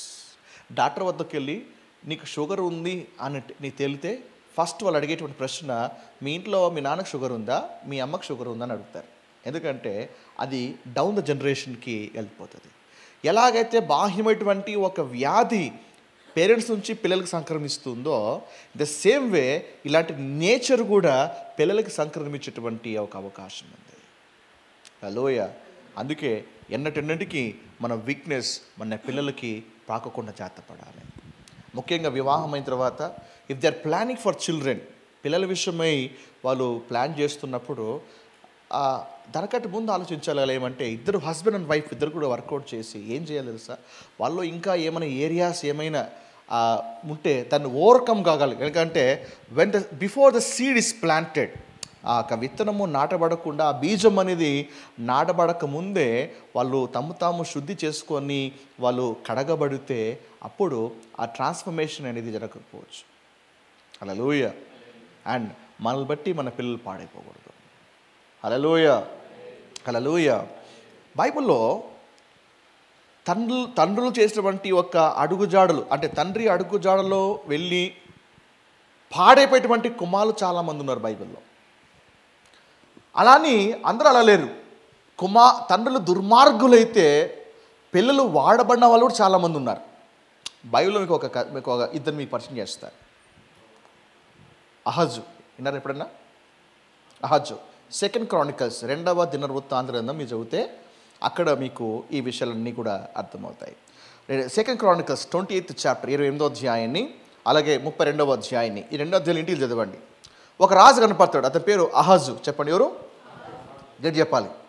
అహజు భయంకరమైన దుర్మార్గుడు, చెడ్డరాజు అని చెప్పచ్చు. ఈయన ఎంత చెడ్డవాడు అంటే, శత్రువులు దాడి చేస్తూ ఉంటే దేని మీద ఆధారపడక పొరుగు వాళ్ళని ఆధారం చేసుకొని, పొరుగు వాళ్ళ నుంచి ఆశ్రయం తీసుకొని, దేని మీద కంటే ఎక్కువగా పొరుగు వాళ్ళ మీద ఆధారపడమే ఈయన చేసేటువంటి పని. అందుకే దేవుడు అహజ్ని ఇష్టపడలేదు. చెడ్డవాడుగా, గుర్తింపు లేనివాడుగా, చెడ్డ రాజు లిస్టులో చేరిపోయాడు అహజ్. అలాంటి చెడ్డ రాజుకు పుట్టినటువంటి వ్యక్తే హిజ్కియా. చెప్పండి ఎవరు? ఇది చెప్పండి ఎవరు? హిజ్కియా. విన్నారా? ఎప్పుడన్నా హిజ్కియా విన్నారా? హిజ్కియా మరణ సమయంలో దేవుడు ఆయుష్ను పెంచుతాడు హిజ్కియాకి. ఆ హిజ్కియా ఈయన కుమారుడే.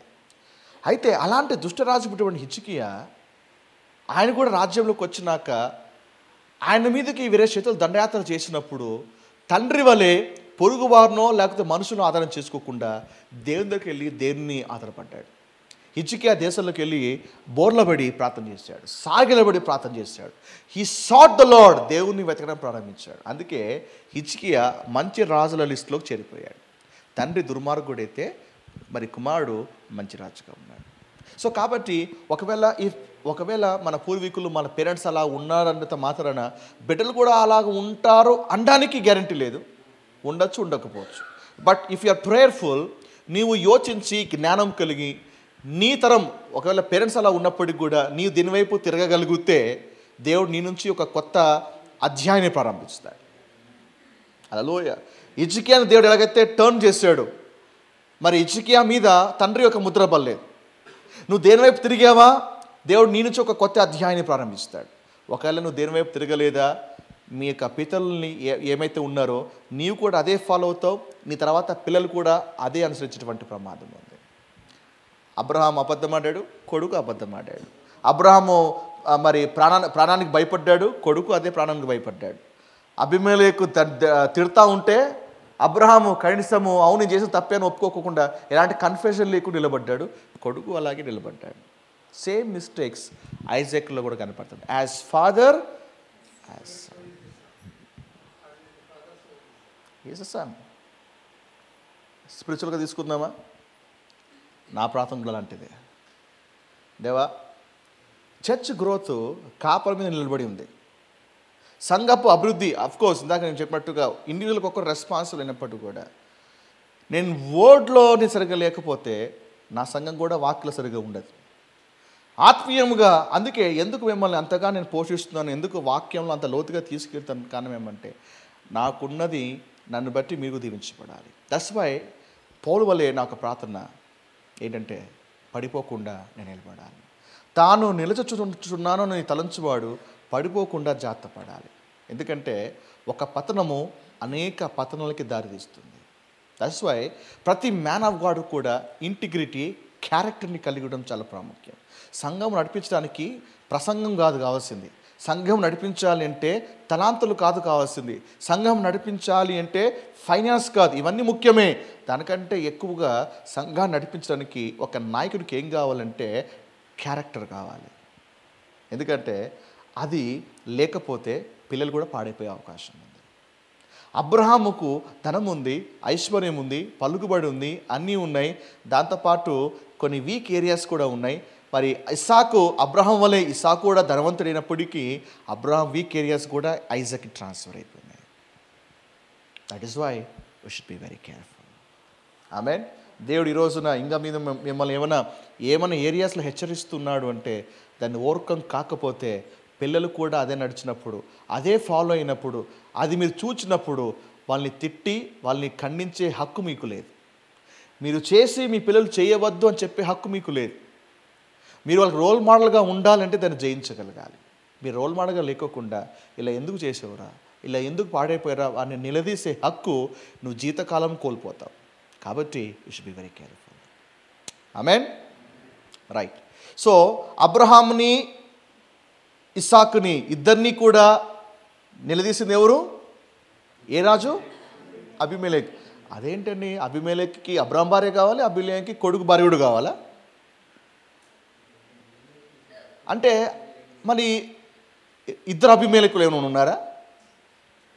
మరి ఎందుకు అక్కడ అబ్రహాము భార్యను ఆశించింది అబీమెలెకే, ఇస్సాకు భార్య విషయంలో కూడా ఇస్సాకు నిలదీసింది కూడా అబీమెలెకే. ఇద్దరు ఒకటేనా వేరువేరా ఒకటేనా? సరిగ్గా మాట్లాడారు. అబీమెలెకు అనేది ఒక వ్యక్తి పేరు కాదు. మనము రాజు అంటాం కదా, ఈజిప్ట్ వాళ్ళు ఫరో అంటారు. అర్థమైందా?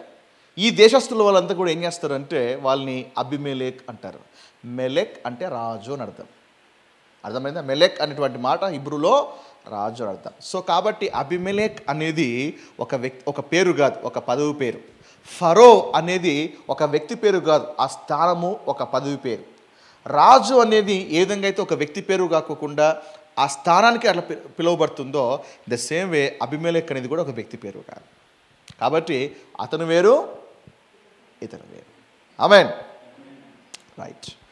12వ వచనం నుంచి 14వ వచనం, 26వ అధ్యాయము 12 నుంచి 14 వచనం. దీవించబడుతున్నారా? Very good. ఇస్సాకు ఆ దేశమందున్నవాడై విత్తనము వేసి ఆ సంవత్సరమున 100 ఫలము పొందెను. యెహోవా అతనిని ఆశీర్వదించెను గనుక ఆ మనుష్యుడు గొప్పవాడైను. అతడు మిక్కిలి గొప్పవాడగు వరకు క్రమక్రమముగా అభివృద్ధి చెందుచూ వచ్చెను.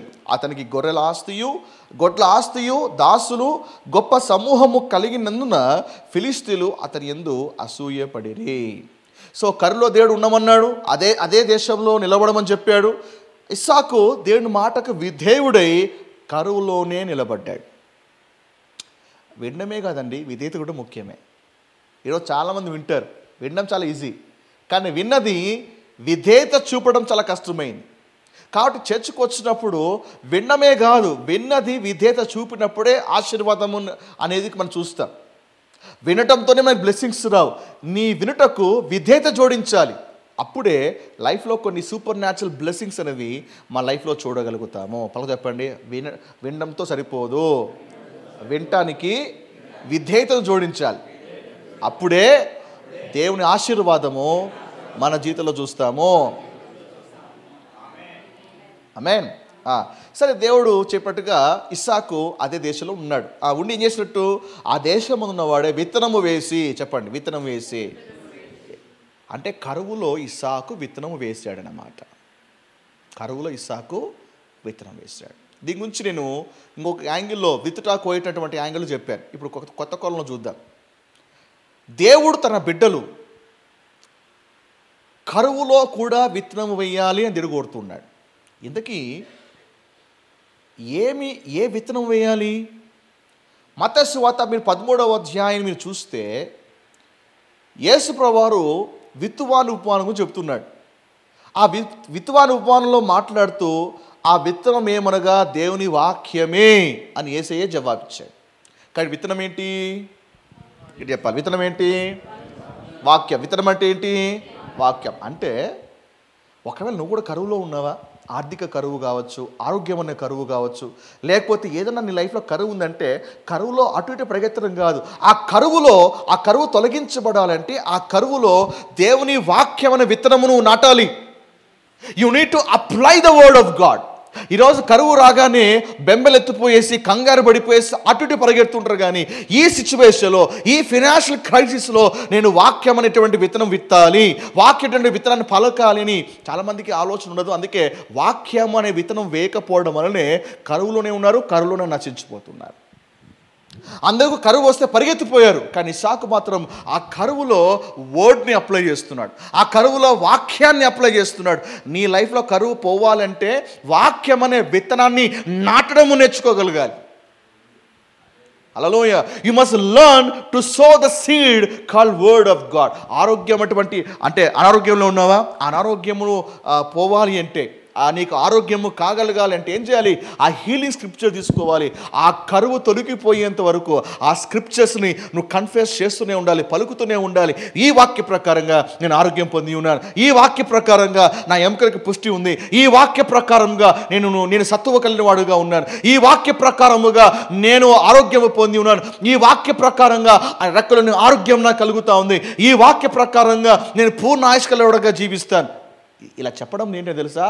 కరువులో నువ్వు విత్తనం వేస్తున్నావు. 1 ఫైన్ డే నువ్వు వేసిన విత్తనానికి పంట ఖచ్చితంగా వస్తుంది. Hallelujah. Apply the word to your situations.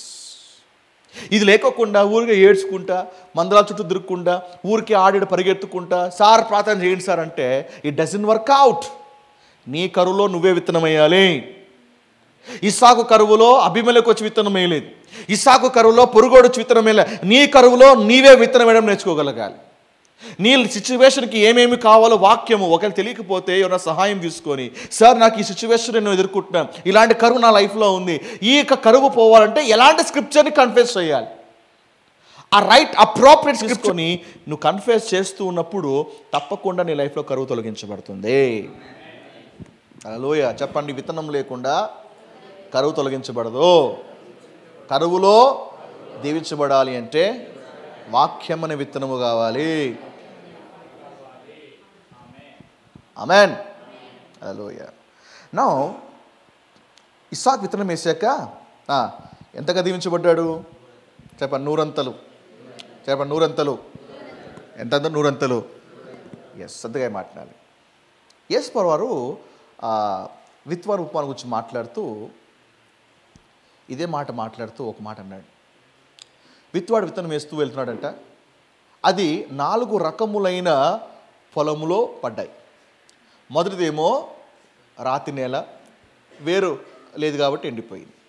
ఇంకొకటి మరి మార్గం వదిలో పడ్డాయి, ఆకాశ పక్షి వచ్చి దగ్గరికెళ్ళిపోయినాయి. ఇంకొకటి మొలకమ్ములో పడింది, మొలకొచ్చింది కానీ ఐహిక విచారం అటువంటి ముళ్ళు ఆ విత్తనాన్ని ఆ చెట్టును చీల్చేసింది. ఇక 4వది మంచి నేల. చెప్పండి, మంచి నేల. దేనికి స్తోత్రం. ఆ 3 నేలవలే కాకోకుండా మనం మంచి నేలగా ఉన్నాం. కొంత నమ్మలేదు, అందుకే ఆమె చెప్పట్లేదు. పర్లేదు, నో ప్రాబ్లం. కొందరు నేనైతే ఆ మంచి పొలముగా ఉన్నాను, పర్లేదు. కొందరు ఆమె చెప్పట్లేదు. సోమరు దేవరాజ్యాలకు రారు. సోమరులు ఏమనుకోవడం మాట చెప్పినా పోతారు. మీరు కన్ఫ్యూజ్ చేయకపోతే మీరు ఏమని అనుకోండి, పర్లేదు. You need to open your mouth and you need to confess it. మీకు ఒక మాట చెప్పనా, ఎట్టున్నా తెలుసా, వర్డ్ రిలీజ్ చేస్తున్నప్పుడు 40 రోజులు ఆకలితో అలమటిస్తున్న పులులు ఎలా ఉంటాయి చెప్పండి. వర్డ్ రాగానే, లేదా రోడ్డు మీద నువ్వు ఏదైనా అన్నం గిన్నె పెట్టుకొని రాత్రిపూట అన్నం అంతా మిగిలితే దాన్ని తీసుకొని రోడ్డు మీద తీసుకెళ్ళి అన్నము నువ్వు ఇంకా బండ మీద వేయకముందే చెప్పండి ఏమొస్తా చెప్పండి, తాపిగా ఆరాముగా నిదానంగా నిక్కుకుంటా నీడ్చుకుంటా కుక్క ముఖం చూసుకొని ఏ ఇల్లు పోదాం నిదానంగా కదా. ఏం చేస్తాయి, అరిగెత్తుకుంటూ వస్తూ కొట్లాడుకొని కీచులాడుకొని గట్టిగా అరుచుకుంటా ఆ పిడికలు ముద్ద కూడా ఎట్ట కొట్లాడతాయి. క్రిస్టియన్స్ అలా ఉండాలి. ప్రాఫెటికల్ వర్డ్, బ్లెస్సింగ్ వర్డ్ వస్తున్నప్పుడు ఎలా ఉండాలి, ఇట్లా తయారు కావాలి. హల్లెలూయా. మనం మంచి నెలగా ఉన్నాము అంటే అది ఎవరో 2000 సంవత్సరాల కిందట ఒక బుద్ధుడు ఉండేవాడంటే ఆయన గురించి మాట్లాడుతున్నాడేమో బహుశా, లేదా ఇజ్రాయెల్ దేశంలో హేరోదు ఉండేవాడంటే బహుశా హేరోదు గురించి ఏమో బహుశా. నేను ఎవరి గురించో కాదు, నేను మీ గురించి మాట్లాడుతున్నాను. When I'm talking to you, you need when you say ఇది నాది ఆమెనని చెప్పే అనుకో, ఇమీడియట్గా అది దాన్ని వెనక ఏం చేయాలి, నేను స్పిరిచువల్లో లేదు పాస్టర్ గారు నేను లూపాను కదా నాదికి వచ్చేసింది. దేవుని రాజ్యంలో దీనికి సంబంధం లేదు. దేవుడు మరి చెట్టును మొలిపించునుగాక అని చెప్పాలి అన్నాడా? ఏం చేశాడు? పలికాడా? చేప పుట్టించుగాక అన్నాడా? ఏం చేశాడు? ఆయనే పలికితేనే కానీ పుట్టలే. నీవు పలుకుతే పుడతాయా? నువ్వు తిరగపోతే వస్తుందా? నువ్వు తలకాయ ఊపినంత మాత్రం నీది అయిపోతుందా? అందుకే ఇది నా చర్చిలో సెలవు. అర్థమవుతుందా? నా చర్చిలో తలకాయ ఊపడాలు చెల్లవు. నా దేవుని సూత్రం ఫాలో అయితే కానీ మీకు అప్లై కాదు. ఏం చేయాలి? పలకాలి. గట్టి చెప్పండి, పలకాలి. తలకాయ ఊపొద్దు అంటే ఊపడానికి నేను వ్యతిరేకస్తుడు కాదు. అర్థమైందా? ఇట్టా అని మంచిదే, కానీ నో తిరగకపోతే ఉపయోగం లేదండి. అయితే ఎంతగా ఫలించాలి అనేది నేల బట్టి ఆధారపడి ఉంది. ఈరోజు కూడా మీరు బాగా గమనిస్తే కొందరు చర్చిలో స్పిరిచువల్గా బాగా గ్రో అవుతారు. కొందరు సెకండ్ లెవెల్ అంటే 60 ఇంతలే, ఇంకొందరు 30 ఇంతలుగానే ఉంటారు. ఎందుకు అంత డిఫరెన్స్? ఒకరేమో స్టార్టింగ్ ఎట్టున్న అట్లే ఉంటారు, 10 ఏళ్ళ కింద ఎట్లున్నారు ఇప్పుడు అంతే. 5 ఏళ్ళ కింద రక్షించబడ్డారా ఇప్పుడు కూడా అలాగే ఉంటారు. 15 years బ్యాక్ ఏ విధంగా ప్రార్థన చేస్తారో వాళ్ళు కూడా అదే ప్రార్థన. వాళ్ళకి గమనిస్తే వాళ్ళ ప్రార్థన తీరు మారి ఉండదు, వాళ్ళ దేవుడు అడిగే విధానం మారి ఉండదు, వాళ్ళ భక్తులు ఏ మార్పు ఉండదు, సేమ్ లెవెల్. ఇంకొందరు ఉన్నారండి 60 ఇంతలుగా ఫలిస్తారు, ఇంకొందరు ఉన్నారు 100 ఫలిస్తారు. అంటే దేవుడు ఏమన్నా పక్షపాతం కలిగి ఉన్నాడా? నో. విత్తనం ఒకటే. దేవుడు 30 ఇంతలుగా ఉన్నటువంటి నెల ఒక విత్తనము, 60 ఇంతలుగా ఫలించేటువంటి నెల ఒక విత్తనం, మేలో ఒకటే విత్తనమే, కానీ 3 రకాల పంటలు వస్తున్నాయి. చర్చలో ఎలా ఉండాలి అంటే 30 ఇంతలు కాదు, 60 ఇంతలు కాదు, 100 అంతలు ఫలించే చెట్టుగా ఉండాలి. హల్లెలూయా. నువ్వు చర్చిలో కూడా చాలామంది చూసినప్పుడు ఏమండి వాళ్ళకంటే నువ్వు చాలా ఉన్నతముగా నువ్వు ఎదగాలి, ఫలించగలగాలి, నూరంతలుగా నువ్వు ఫలించగాలి. నువ్వు 30 ఫలించావు అంటే మైనస్ నువ్వు 60 ఇంతలు -60లో నువ్వు ఫెయిల్ అయిపోయాను అంటే మిగతా 60 ఇంతలు ఫలించలేకపోయావు అనమాట. నువ్వు సంఘాలు గుద్దుకుంటున్నావు, అబ్బాయ నేను 30 ఇంతలు ఫలించాను, హల్లెలూయా. దేవుడు అంటాడు, అరే నువ్వు 30 ఇంతలు ఫలించావురా, మిగతా 60 ఎక్కడ పోయినాయి అంటాడు. మిగతా 70 ఎక్కడ పోయినాయి? ఫెయిల్ అంటే 30 నువ్వు సక్సెస్ అయ్యావు అంటే 70 ఫెయిల్ అయినావు. చెప్పండి, సక్సెస్ రేట్ ఎక్కువ ఉందా, ఫెయిల్ రేట్ ఎక్కువ ఉందా? వాట్ అబౌట్ 70% అని అడుగుతాడు. నువ్వు 60 ఇంతలు ఫలించావా? అబ్బా ప్రభు 60 ఇంతలు ఫలించానయ్యా, గుడ్. కానీ నీ లైఫ్లో నా ఎక్స్పెక్టెన్సీ 60 కాదు, నీ లైఫ్లో 100% ఉండాలి నన్ను నేను కోరినా. కానీ నువ్వు 60 ఫలించావంటే 40% నువ్వు ఫెయిల్ అయ్యావు. దాని గురించి ఏమైంది అని తెలియక అడుగుతాడు. 100 fold, నూరంతలు. దేవుడు మనం చూచినప్పుడు ఏ పంటను దేవుడు ఆశించాడో ఆ పంట దేవుడు మనలో చూచునుగాక. ఆమేన్. వాళ్ళు చెప్పండి, నేను నీవు నూరంతలు ఫలించాలి. ఆమేన్. అబ్బా మంచినీళ్ళలో ఉన్నా కదా దేవునికి స్తోత్రం, హల్లెలూయా. మిగతా 3 పొలాలలో ఏమనుకోవద్దండి, మంచినీళ్ళలో పడినా కూడా ఇంకా దీంట్లో కూడా 3 స్థాయిలు ఉన్నాయి, మంచి నెలలో కూడా 3 స్థాయిలు ఉన్నాయి. కాబట్టి ఇన్ ద సేమ్ వే నీవు నూరంతలుగా ఫలించగలగాలి. హల్లెలూయా, ప్రైజ్ ది లార్డ్. చూడండి, యెహోవా అతన్ని ఆశీర్వదించెను గనుక ఆ మనుష్యుడు గొప్పవాడాయెను. అవును, ఒక వ్యక్తి గొప్పవాడు కావాలంటే ఏం చేయాలి? మంచిగా కష్టపడి ఎగ్జామ్స్ రాసి పైకి రావాలంటే ఏం ఏ సూత్రాలు పాటించాలో బయట బుక్ స్టాల్కి వెళ్ళి ఒక బుక్ కొనుక్కోవాలి. ఏమంటే ప్రపంచంలో ఒక వ్యక్తి గొప్పవాడు కావాలంటే ఏం చేయాలి? చాలామంది సూత్రాలు అనుకుంటున్నారు, ఫార్ములాస్ని కనిపెడుతున్నారు. వాళ్ళకి అర్థం కాని విషయం ఏమంటే ఒకడు దీవిస్తే తప్ప ఒకడు గొప్పవాడు కాలేడు. అంటే గొప్పవాడు అవ్వడానికి ఆ ఆధిక్యత ఎక్కడుందంటే దేవుని ఆశీర్వాదంలో ఉంది. నీ జ్ఞానము, నీ చదువు కాదు, నీ టాలెంటు, నీకున్నటువంటి ట్రెజర్స్ కాదు, లేదా నీకు పలుకుబడి కాదు. ఒక వ్యక్తి గొప్పవాడుగా మార్చబడాలి అనేది ఆశీర్వాదంలో ఉంది. హల్లెలూయా. బైబిల్లో చాలామంది భక్తులు బ్లెస్సింగ్ ఉంది కాబట్టే గొర్రెల దొడ్లో ఉన్నటువంటి వాడు సింహాసనం దగ్గర కూర్చున్నాడు. బ్లెస్సింగ్ ఉంది కాబట్టే చెరసాల్లో ఉన్నటువంటి వాడు రాజ్య పరిపాలన చేస్తూ ఉన్నాడు. కాబట్టి ఈరోజు నీ ముఖ్యమైనటువంటి ఫోకస్ నీ టాలెంట్, నీ ట్రెజర్ కాదు. You seek the blessing of the lord. ఆ దేవుని ఆశీర్వాదము నీ మీద నిలబడిందా, నీకంటే గొప్పవాడు ఉన్నాడు దీని బిడ్డారా. హల్లెలూయా. ఇస్సాకు గొప్పవాడు అయ్యాడు. కారణం ఏమంటే ఇస్సాకును బట్టి కాదు, దేవుని ఆశీర్వాదం బట్టి. ఆ మాట చదవాలి. యెహోవా అతన్ని ఆశీర్వదించెను గనుక, చెప్పండి, గనుక అతడు గొప్పవాడాయెను. గనుక, ఎస్ చెప్పండి, దేవుడు నన్ను దీవిస్తున్నాడు గనుక నేను గొప్పవాడుగా ఉండబోతున్నాను. దేవుడు ఆశీర్వదిస్తున్నాడు గనుక నేను గొప్పవాడుగా ఉండబోతున్నా. అటివాడు సింహాసనం మీద కూర్చోగానే the secret of your success చెప్పరా అట్లా అంటే, ఇన్ని రాత్రులు కష్టపడి ఉంటుంది, ఇంతగా ప్రయాసపడి, ఇన్ని సేల్స్ చేసి ఉంటుంది, ఇంత బిజినెస్ చేశాను, ఇంతగా నేను మాట్లాడినాను అని వాడి గురించి డబ్బాలు కొట్టాడు. అందరూ కూర్చుంటే ఆ కమిటీ మీటింగ్లో కావచ్చు, లేకపోతే స్టాఫ్ మీటింగ్లో కావచ్చు, లేదంటే అక్కడ ప్రెసిడెంట్స్ లేదా వైస్ ప్రెసిడెంట్స్ కూర్చోవచ్చు, ఎమ్మెల్యేని పొలిటికల్ లీడర్స్ కూర్చోవచ్చు. నీకు మైక్ ఇచ్చి నీ సక్సెస్ స్టోరీ చెప్పరా అంటే వాడు మైక్ తీసుకొని ఒక్కటే ఒక మాట చెప్తాడు, ఏమంటే నా దేవుడు నన్ను నిలబెట్టాడు, ఆస్వాదించాడు కాబట్టి ఈరోజు ఈ అవార్డు పొందుకుంటున్నా. నా దేవుడు నన్ను నిలబెట్టాడు కాబట్టి ఈ ఒక మెడల్స్ నేను పొందుకుంటున్నా. నా దేవుడు నన్ను బ్లెస్ చేశాడు కాబట్టి ఈరోజు ఇంత శాలరీ నేను తీసుకుంటున్నాను. అన్ని దేవుని పేట చెప్పి, యేసు నామము చెప్పి, యేసుని గుర్తించినాక వాడు అప్పుడు తను మిగతా స్టోరీ అంతా చెప్పడం స్టార్ట్ చేస్తాడు. నీ సక్సెస్ స్టోరీ చెప్పావు, అందులో యేసు లేడంటే నువ్వు నీ శక్తిని నీకు గొప్పగా చేసుకుంటున్నావు. నీ సక్సెస్ స్టోరీ చెప్తున్నావు కానీ దాంట్లో దాని వెనకాల ఎవరో నువ్వు అన్నిలకు చెప్పుకోకుండా దాచిపెడుతున్నావు. అట్లా అంటే you are relying on your strength and your abilities. నిలబెడితే మైక్ తీసుకొని ఫస్ట్ దేవుడు కాదు, దేవుడు అంటే చాలామంది దేవుడు ఉన్నారు. ఏ దేవుడు? నేను ఎవరిని సేవిస్తున్నానో ఆ యేసుక్రీస్తు ప్రభువారి యొక్క ఆశీర్వాదము నా మీద నిలబడింది కాబట్టే ఈరోజు నేను ఫస్ట్ ర్యాంక్ తెచ్చుకున్నాను. ఆ దేవుడు ఎవరో అన్యులు చూస్తుండగా వాళ్ళ ముందర ఎలుగెత్తి గట్టిగా చెప్పిన రోజున, గట్టిగా పలికిన రోజున పరలోకం నేను చూసి చప్పట్లు కొడుతుంది. ఏం బిడ్డారా, అఫ్కోర్స్ యేసు పేరు చెప్పినప్పుడు జనాలు చప్పట్లు కొట్టకపోవచ్చేమో కానీ but heaven will clap for you. Hallelujah. లూకా 1:52 రాయబడింది కదా, ఏమని? లూకా 1:52 సింహాసనం నుండి బలవంతులను పడత్రోసి దీనులను ఎక్కించెను.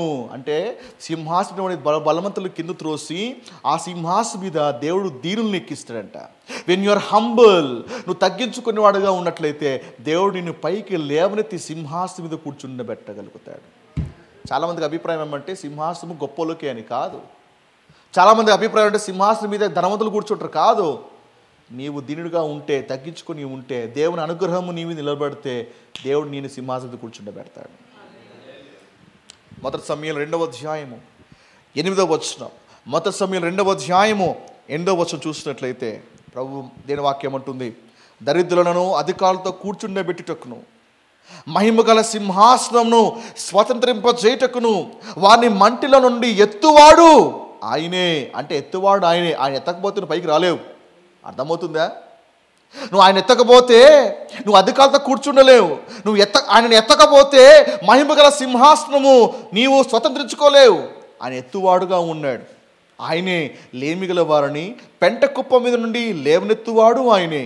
భూమి యొక్క స్తంభములు యెహోవా వశము, లోకము వాటి మీద నిలిపి ఉన్నాడు. లేవనెత్తువాడు ఆయనే. అంటే దేవుడు లేపితే కానీ పైకి పోలేవు నీవు. దేవుడు అనుగ్రహిస్తే కానీ నువ్వు పైన కూర్చోలేవు. నీవు దేవుని ఆశీర్వాదం ఉంటే కానీ నువ్వు సింహాసనం మీద కూర్చుండలేవు. All you need is the blessing. అందుకే నువ్వు సంఘాన్ని, ఆయన సంఘ కార్యక్రమాలని చులకనగా తీసుకోకూడదు. టైం ఉన్నప్పుడు చర్చికి వెళ్దాం, టైం ఉన్నప్పుడు చూద్దాంలే, కంఫర్ట్గా ఉన్నప్పుడు, కన్వీనియంట్గా ఉన్నప్పుడు, అనుకూలం ఉన్నప్పుడు, పని ఏమీ లేకపోతే అప్పుడు పోదాంలే అనడానికి ఆశీర్వాదము ఆయన మందిరము అంత చీప్ కాదు. దేని బిడ్డరా, it is a blessing that will make you rich. కాబట్టి ఆయన వాక్యానికి ఎక్కువగా వాల్యూ ఇవ్వండి. ఆయన ఆశీర్వాదానికి వాల్యూ. ఆ ఆశీర్వాదం ఎప్పుడు వస్తుంది? నువ్వు ఆయన వాక్యాన్ని హానర్ చేసినప్పుడే నీకు ఆశీర్వాదం వస్తుంది. దట్స్ వై ఫాస్టింగ్ ప్రేయర్స్ అయినా, మార్నింగ్ ప్రేయర్స్ అయినా, చర్చ్ అయినా, బైబిల్ స్టడీ అయినా ఎందుకు మనం వస్తున్నామంటే జ్ఞానం కోసం కాదు. మనం ఎందుకు వస్తున్నామంటే వి హానర్ హిజ్ వర్డ్. ఆయన వాక్యాన్ని మనం హానర్ చేస్తున్నాం. ఎక్కడ ఆయన వాక్యము గణపరచబడుతుందో అక్కడ ఆశీర్వాదం ఉంటుంది. అందుకే ఆ ఆశీర్వాదము నీకు సామర్థ్యం ఇస్తుంది, నేను పైకి తీసుకుని వెళ్ళి అక్కడ నిలబెడుతుంది. Hallelujah. You are not coming to church for time pass. You are not coming to church just to pass your time. లేదా నామకార్థంగా రావట్లేదు. You are coming to church because you honour the God's word. అవకాశం ఉన్న రావట్లేదు అంటే you are dishonouring God's word. నీకు వీలు చేసుకొని రావట్లేదు అట్లా అంటే you are dishonouring God's word. ఈరోజు నువ్వు వచ్చావు అట్లా అంటే ఆయన వర్డ్ని హానర్ చేస్తున్నాం. దేవుడికి ఎవరంటే ఇష్టం తెలుసా? తన వాక్యాన్ని ఘనపరిచేవారంటే దేవునికి చాలా ఇష్టం. అలాంటి వాళ్ళ మీద బ్లెస్సింగ్ నిలబడుతుంది. పనులు చెప్పండి, ఆశీర్వాదమే నేను గొప్పగా చేస్తుంది. 2 ఉద్యోగాలు చేసే గొప్పడుగా, 2 వ్యాపారాలు చేసే గొప్పడుగా, సైడ్ బిజినెస్ చేస్తే నువ్వు గొప్పడుగా లేవు. అర్థమైందా? ఏది ఆశీర్వాదం ఉంటే గొప్పవాడు అవుతాడు. ఆమేన్. నా సిద్ధకై మాట్లాడాలి. గొప్పవాడు కాగానే ఏమైంది? అతడు మిక్కిలి గొప్పవాడు వరకు క్రమక్రమముగా అభివృద్ధి పొందుచూ వచ్చెను. అతనికి గొర్రెల ఆస్తియు, గొడ్ల ఆస్తియు, దాసులు గొప్ప సమూహము కలిగినందున. ఎన్ని? కరువులోనే. అందరూ కరువులో ఇబ్బంది పడతా ఉంటే అయ్యగారికేమో ఏంటి? గొర్రెల ఆస్తి, గొడ్ల ఆస్తి, దాసులు, గొప్ప సమూహం. కరువులో ఇంతగా దీవించబడ్డాడు. అది చూసి ఫిలిస్తీయులు అతని యందు అసూయపడిరే. ఎవరు అసూయపడ్డారంట? మీరు చెప్పాలి. ఎవరు పడ్డారు? ఫిలిస్తీయులు అసూయపడ్డారంట. అంటే ఇక్కడ 2 విషయాలు మనం నేర్చుకుందాం. దీంతో మనం ఈరోజు ముగించుకుందాం. ఫిలిస్తీయులు ఇస్సాకు చూసి అసూయపడ్డారు. అంటే ఇస్సాకు అభివృద్ధిని అన్యులైన ఫిలిస్తీయులు స్పష్టంగా చూడగలుగుతున్నారా? ఇది చెప్పాలి, అవునా కదా? అన్యులకి భక్తి తెలుసా? అన్యులకి మన ఆరాధన, మన ఆత్మీయత తెలుసా? తెలియదు. అంటే ఫిలిస్తీయులు అసూయపడ్డారు అంటే ఇస్సాకు అభివృద్ధి బహు స్పష్టముగా కనపడతా ఉంది, వెరీ క్లియర్గా కనపడతా ఉంది. దేవుడు ఒకరిని బ్లెస్ చేస్తే, దేవుడు ఒకరిని పైకెత్తితే ఆ బ్లెస్సింగ్ అనేది బయటికి స్పష్టంగా మేనిఫెస్టేషన్ జరుగుతుంది. మనం ఎలా కోరుకోవాలంటే తెలుసా? దేవుడిని దీవించడం ద్వారా నేను దీవించబడ్డా నేను చెప్పుకోవడం కాదు, జనాలు చెప్పాలి నువ్వు దీవించబడినవాడు అని. చాలాసార్లు మైక్ తీసుకొని ఐఎమ్ బ్లెస్ అని చెప్తుంటాం, మంచిదే, దాంట్లో తప్పు లేదు. మనం బ్లెస్ అయ్యామని మనం కాదు, మన చుట్టూ ఉన్న వాళ్ళు చెప్పగలగాలి నువ్వు దీవించబడ్డావని. మన చుట్టూ ఉన్న వాళ్ళు తెలుసుకోగలగాలి ఆస్వాదించబడుతున్నామని. అంతగా దేవుడు మనల్ని బ్లెస్ చేయనుగాక. ఫిలిస్తీన్లు అసూయపడేంతగా దేవుడు మనల్ని బ్లెస్ చేయాలి. ఫిలిస్తీన్లు అసూయపడేంతగా మన మందిరాన్ని మనం కట్టుకోవాలి. దేని బిడ్డారా, ఈరోజు సిటీ చర్చ్ బిల్డింగ్ మనం కట్టామంటే పోయే వాళ్ళు వచ్చేందరూ చూసి వావ్ చర్చ్ అంటే ఇలాగ ఉంటుందా, అన్నిలు కూడా ఆశ్చర్యపోతారు. మన గొప్పతనం కాదు. అయితే ఎందుకు మేము పరిచయలో రాజీ పడుకోకుండా ముందుకు వెళ్తున్నాం కారణం ఏమంటే, లోకంలో చూస్తే ఏమన్నీ వ్యర్థమైన వాళ్ళు వ్యర్థమైనటువంటి ఒక భవంతుల్ని కడుతున్నారు, అద్భుతంగా కడుతున్నారు. ఎక్కడ చూసినా మంచి మంచి బిల్డింగ్స్ ఉన్నాయంటే అవన్నీ కూడా సెక్యులర్ బిల్డింగ్సే. కానీ దాని పోటీగా దేని మందిరం ఏమైపోయింది, దేని మందిరం అంత అల్పమైందా? అందుకే మేము ఎంతవరకైనా ప్రయాసపడతాం, మందిరం అంటే ఇలాగ ఉండాలి, మందిరం అంటే ఇలా ఉండాలి. ఏంటి చర్చిలో ఎయిర్ కండిషన్ ఉందా, చర్చిలో ఇలాంటి ఫెసిలిటీస్ ఉన్నాయా, చర్చిలో ఇలా ఉంటుందా, చర్చి ఇలా ఇంత అద్భుతమైనటువంటి సౌండ్ సిస్టమ్స్ ఉన్నాయా? వాళ్ళు ఆశ్చర్య అంటే వాళ్ళ దృష్టిలో అంటే చర్చిలో ఇవన్నీ ఉండకూడదు, చర్చిలో ఇవన్నీ ఉంటాయని ఎక్స్పెక్ట్ కూడా చేయలేరు. But we build the church like that. అన్యులు కూడా అసూయపడగాలి. ఇంత తాగిపోం, ఇంతకంటే అనంతపూర్లో ఒక చర్చ్ ఇలా ఉందని అలాగ ఓ రోజు ఇంకా పెద్ద బిల్డింగ్ కట్టాలి. మనం అనేక ఫీచర్స్ అనేక ఫెసిలిటీస్ దాంట్లో ఉండగలగాలి, అనేక బస్సులు వేయగలగాలి. బిల్డింగ్ అంటే ఇలా ఉండాలి, చర్చ్ అంటే ఇలాగ ఉండాలని అనేక లోకస్లు సైతం కూడా మన దగ్గరకు వచ్చి ఐడియాస్ తీసుకొని పోయేటట్లుగా చర్చ్ మనం కట్టుకోగలగాలి. దేని బిడ్డారా, అందుకే దేవుడు మనల్ని బ్లెస్ చేస్తున్నాడు. దేవుడు మనం బ్లెస్ చేసేది మనం కూడబెట్టుకోవడం కాదు, దేవుడి మందిరానికి ఇవ్వడానికి. అర్థమైందా? ఎంతమందికి ప్రాస్పెరిటీ కావాలి, ఎంతమందికి అభివృద్ధి కావాలి. అభివృద్ధి దేవునికి ఇచ్చేది నువ్వు ఉంచుకోవడం కోసం కాదు, నువ్వు పంచడం కోసం. నిజంగా నీకు పంచే ఆలోచన, నిజంగా మందిరానికి ఇచ్చే ఆలోచన, నిజంగా ఆయన ఆలయాన్ని దీవించే ఆలోచన అంటూ నీకంటూ ఉంటే ఈ సమృద్ధి ఆశీర్వాదము నీకు వచ్చునుగాక. ఆమేన్, హల్లెలూయా. రెండవది అసూయపడమే కాదు, వాళ్ళు ఏం చేస్తారు,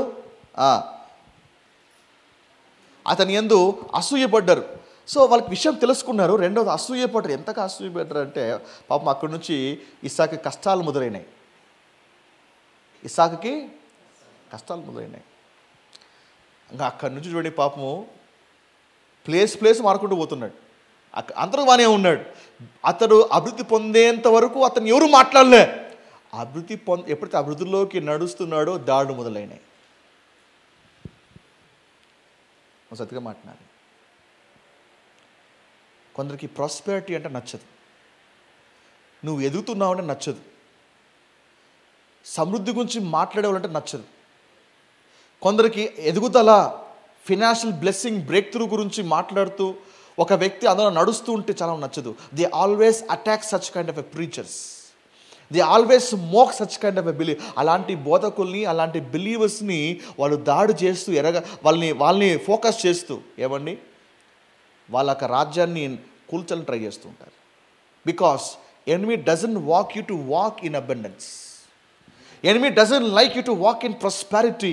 ఇలాంటి శత్రువు నువ్వు అన్నీ కలిగి ఉండడం నచ్చదు వాడికి. ఆ ఈజిప్టులో కూడా ఇజ్రాయెల్ ప్రజలందరూ కూడా స్లేవ్గా ఉన్నంత వరకు ఫరోకి ఎటువంటి ప్రాబ్లం రాలే. కానీ ఎప్పుడైతే ఐగుప్తు అంతా కూడా లూటీ అయిందో ఫరో గొగ్గోలు పెడుతున్నాడు. అరే వాడు పోతారా, వాళ్ళు పట్టుకొని రా. ఎందుకంటే పోయే జనాలే కాదు, వాని ప్రాపర్టీ కూడా పోతా ఉంది. ప్రజల మీద మమకారము ప్రేమ కాదు వాడికి. పోయేటప్పుడు అంతా దోచుకున్నా, ఐగుప్తును మొత్తం లూటు చేసి ఉన్నా, కాబట్టి వాళ్ళ ప్రాపర్టీ కూడా పోతుంది. He's always after the prosperity, he's always after the abundance. కాబట్టి నువ్వు పేదవాడుగా లేనివాడుగా ఉన్నంత వరకు వాడవాడిని నేను పట్టించుకోడు. ఎందుకంటే నువ్వు ఏమి కూడా సాధించలేవు. నువ్వు ఏమైనా సాధించాలని అంటే నీకు ద్రవ్యం కావాలి, అభివృద్ధి కావాలి, నువ్వు ఏమైనా బ్లెస్ చేయాలన్నా, ఎవరికైనా సహాయం చేయాలన్నా, ఏదైనా కట్టాలన్నా, బైబిల్స్ కొనిపెట్టాలన్నా, లేకపోతే ఎవరన్నా ఆదుకోవాలన్నా, లేకపోతే మందిరాన్ని నిర్మించాలన్నా, all you need is money. నీ డబ్బు కావాలి, ద్రవ్యం కావాలి. నువ్వు ద్రవ్యం లేకుండా నువ్వు 100 పాటలు పాడు, నీ దగ్గర డబ్బు లేకోకుండా నువ్వు కసుబూడ్చు, నువ్వు దగ్గర డబ్బు లేదు కదా, నువ్వు ఏమైనా చేయి, వాడేం మాట్లాడు. ఎందుకంటే నువ్వు ఏమైనా సాధించలేక ద్రవ్యం కాదు కదా. If you don't have a money, he's least bothered about your prayer life. But you have a money, వాడు తెలుసు వీని చేతిలో డబ్బులు ఉంటే ఖచ్చితంగా వీడి 10 చర్చలు కడతాడు.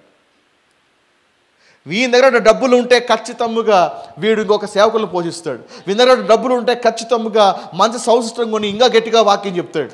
వీని దగ్గర డబ్బులు ఉంటే ఖచ్చితంగా టీవీలో వచ్చి వాక్యం చెప్తాడు. కాబట్టి ఎంతున్నా బిలీవర్స్ దగ్గర డబ్బు లేకోకుండా అరెస్ట్ చేయాలి, డబ్బు లేకుండా చేయాలి. అది వాడి యొక్క ప్రయత్నం.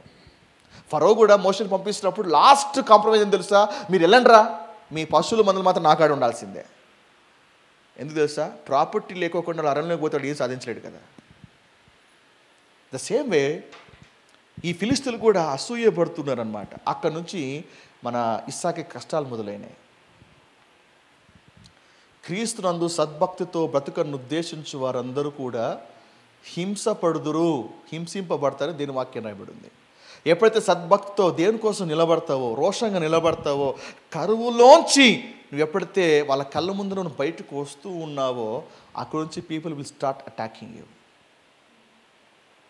And know it is a devil's plan. మేము చాపలేసి సేవ మొదలుపెట్టాం. మేము ప్రారంభించినప్పుడు దినాల్లో ఇలాంటి ఏసీలు చేయలు ఏమి ఉండేటివిగా. చాపలేసి మేమే 7 మందితో మొదలు పెట్టాం, దానిలో 4 మేమే చేపలతో మొదలు పెట్టాం.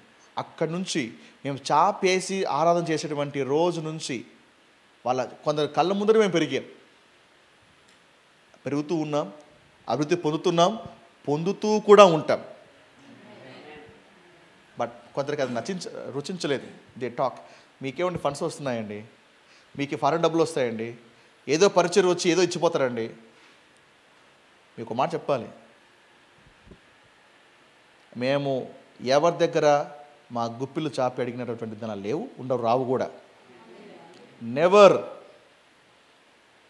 ఇదే ఆగస్టుకి 24వ తారీఖున, ఈరోజు డేట్ ఎంత ఈరోజు?